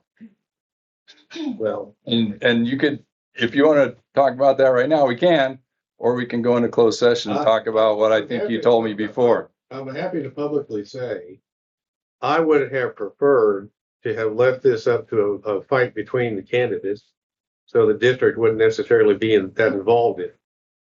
And that was my advice, that was a better way to go. And that's not the way that the people involved decided to go. And that's fine. As I've often said, I'm here to advise. That doesn't mean you have to follow my advice. I know, but did we not talk before how you felt? And this is my recollection of our conversation. You want to go into it right now, or? I don't understand where we're going with it. Okay, well, my Because we have no decision you to don't make need to before decide this- where we're going. I'm talking, don't interrupt me. Yeah, actually, I can interrupt you because you're off topic. No, I'm not off topic Yes, at all. you are. Because Greg. we don't have a decision to make about this. I think And we you want do. to talk about this, personal conversation? Oh, well, we don't have any action item to take a Well, decision, make a decision. I think the board needs to discuss this in detail. Well, then why because- don't you put it on the next agenda item? Well, there is. Well, I think we need to talk about it now, either in closed session or not. I think we do need to go into a closed session, a quick executive session, because litigation has been threatened. That's fine by me. Let's do it. Let's go into executive session. Okay, so we're gonna go into executive session. 551.074. 551.074 of the local government code. You need to pause that. Time is it? It is 2 minutes after 8. 1. Cancel it. Okay, we're gonna go back into regular session. It is 8:25 or 26. 8:25. We took no action in executive session. Agenda item number 11, discussion possible action moving the regular November and December meeting dates due to Thanksgiving and Christmas. I make a motion that we move November to 17th and December to the 15th. Second.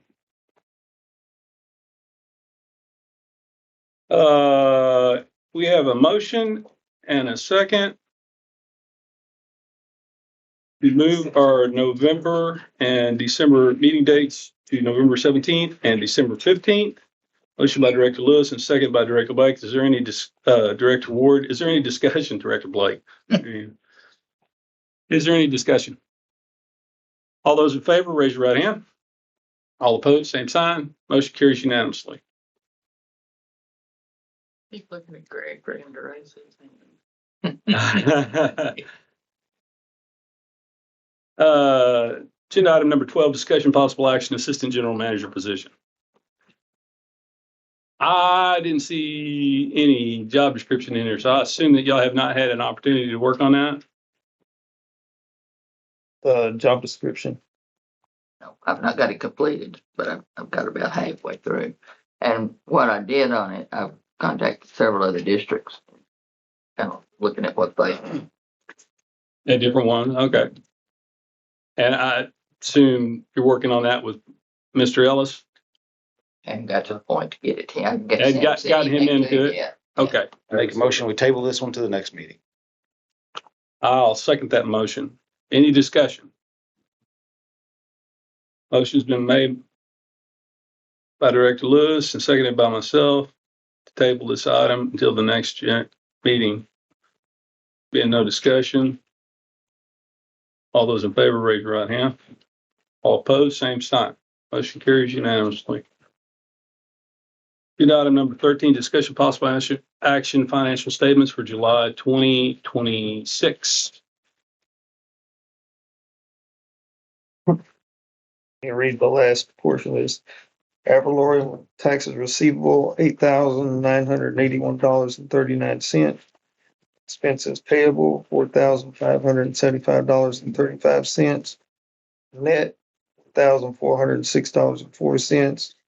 Accounts receivable, $29,375.82. General fund, $76,821.14. The money market, $87,461.16. Petty cash, $162.48. Well log deposit, 6,100. Text pool, 862,789.51.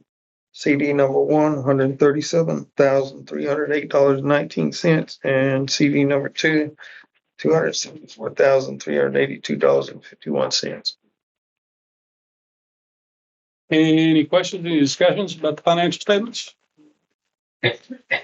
Not, I would entertain a motion that we file them for audit. Is that correct, Greg? Yes. So moved. Second. Motion has been made by Director Schott and seconded by Director Lewis. We file the financial statements for audit. Any discussion? All those in favor, raise your right hand. All opposed, same sign. Motion carries unanimously. Agenda item number 14, review monthly investment report.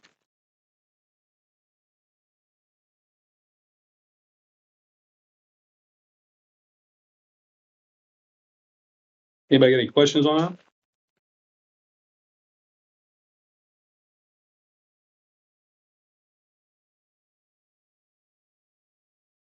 Don't forget to sign it, Director.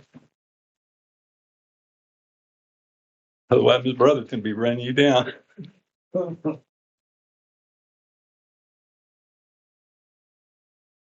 Gotta tease him a little bit. It's been way too heavy in here. Okay. Any questions or discussions on the investment report? No, we're going to move on. We don't need it's not an action item. Number 15, discussion possible action invoices received and invoices paid.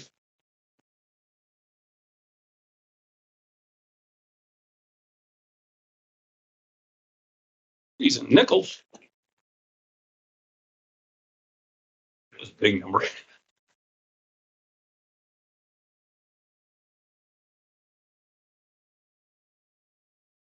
Anybody? I got a question on that quick. Good. I guess it's kind of related. The upcoming deal next week, the Texas Alliance for Groundwater Conservation District Summit or whatever, the rooms, where do the rooms come in? Are they going to be paid on an invoice like this, or how is that going to happen? The room. I'm not sure I understand the question. I'm not either. Are you asking how we account for when we pay for those? So is the rooms are going to show up on this, right? Because well, it depends. If you pay, I got my credit card. If you pay for it and you get reimbursed, then you're going to have a check on there to you for the reimbursement for the room for that. If they paid for it, then it'll be on here, them paying. But can the board pay for it first, or do I got to pay for it and then the board's going to? I have no idea. I just always paid for mine and the board reimbursed me. I never even thought about doing it that way. Okay, The only thing about us paying for it first, if we're paying for like several, then most of the time up there, they have requested, they want to see the credit card. So unless everybody's there in the lobby at the same time to show the credit card or try to find everybody to. Okay, so we're just gonna. They typically pay for. I mean, they pay for our app. They pay for our. Yeah, that's already done. Right, and then what I've always done is I pay for my room and they reimburse me whenever I get back. That works. Okay, good enough. I didn't know if we're just gonna. But yeah, that's how we do it. But it shows up here, and when we get reimbursed.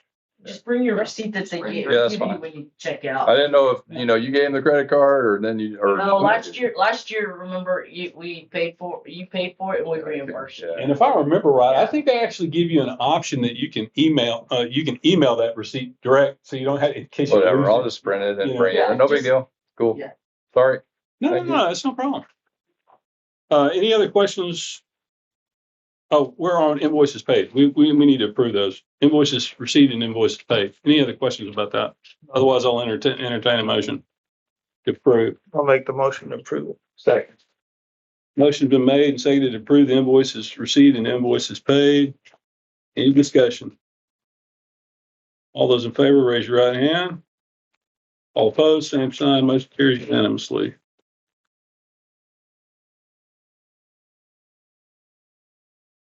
Agenda item number 16, director's request for items on next or future agenda item, or future agenda. Do we have any requests for future agenda items? J.R. Hamilton test well needs to be on the next agenda. Second. Okay.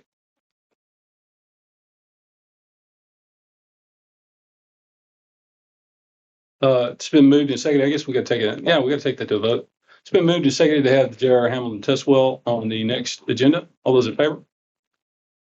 All opposed, same sign. Motion carries unanimously. Anything else? I have drafted up a resolution which would have the board officially define what rural means in the statute by resolution. It wasn't on the agenda this time. I thought you wanted to have it on this agenda, but it wasn't on the agenda this time. If you want, I did not know that was missed. I've been dealing with some personal health issues yeah. and I wasn't overlooking this agenda, but yes, let's get that on there. Okay. Absolutely. So I'll move that we have on for our next agenda item, discussion and possible action regarding a resolution to define rural. what rural means within this district. That's my motion. Second.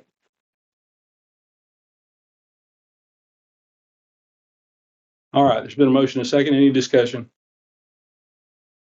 All those in favor, raise your right hand. All opposed, same sign. Motion carries unanimously. Okay, so that will be for anything else, gentlemen? Yes, sir. Yeah, what do you got? I'm sorry I said gentlemen, but I'm bad. Since the meeting last Friday was canceled, and on that we had the budget and setting the tax rate and also the fee. So we need to have a special meeting. Yes. That's my takeaway here. So we didn't set our tax rate. We need to have a special meeting. We need to do that as soon as possible, I assume, for the tax office, because we're already probably past the deadline. You know, I checked with them as long as they got something by the middle of. Well, let's run that down. Yeah. All right. Well, you're saying the middle of next month? Uh-huh. So we're saying September. Well, September meetings are September. As soon as we can have it to them. Well, that's what I'm saying. We're going to have it before our stated meeting. Absolutely. Okay. So, and we couldn't get a quorum here for the last one. So while we're here and we're discussing this, what about everyone's availability to have this meeting so we can get this set up and get it over with? Is anyone available next week? I'm available anytime. Anytime you want. Next week's the conference. Okay, next week is the conference. Next week is the conference. That's running from Monday to First through Wednesday? the third, whatever, Is it Monday? Tuesday through Thursday, I think. Tuesday, Wednesday, Thursday. Tuesday, Wednesday, Thursday? Yes, sir. Okay, the next week is out. Unless we're going to do it on Monday, which I don't know. I guess we could technically, can we get posted tomorrow? I'll post it. Can we get posted for it tomorrow and have it Monday of next week? That's what I'm thinking.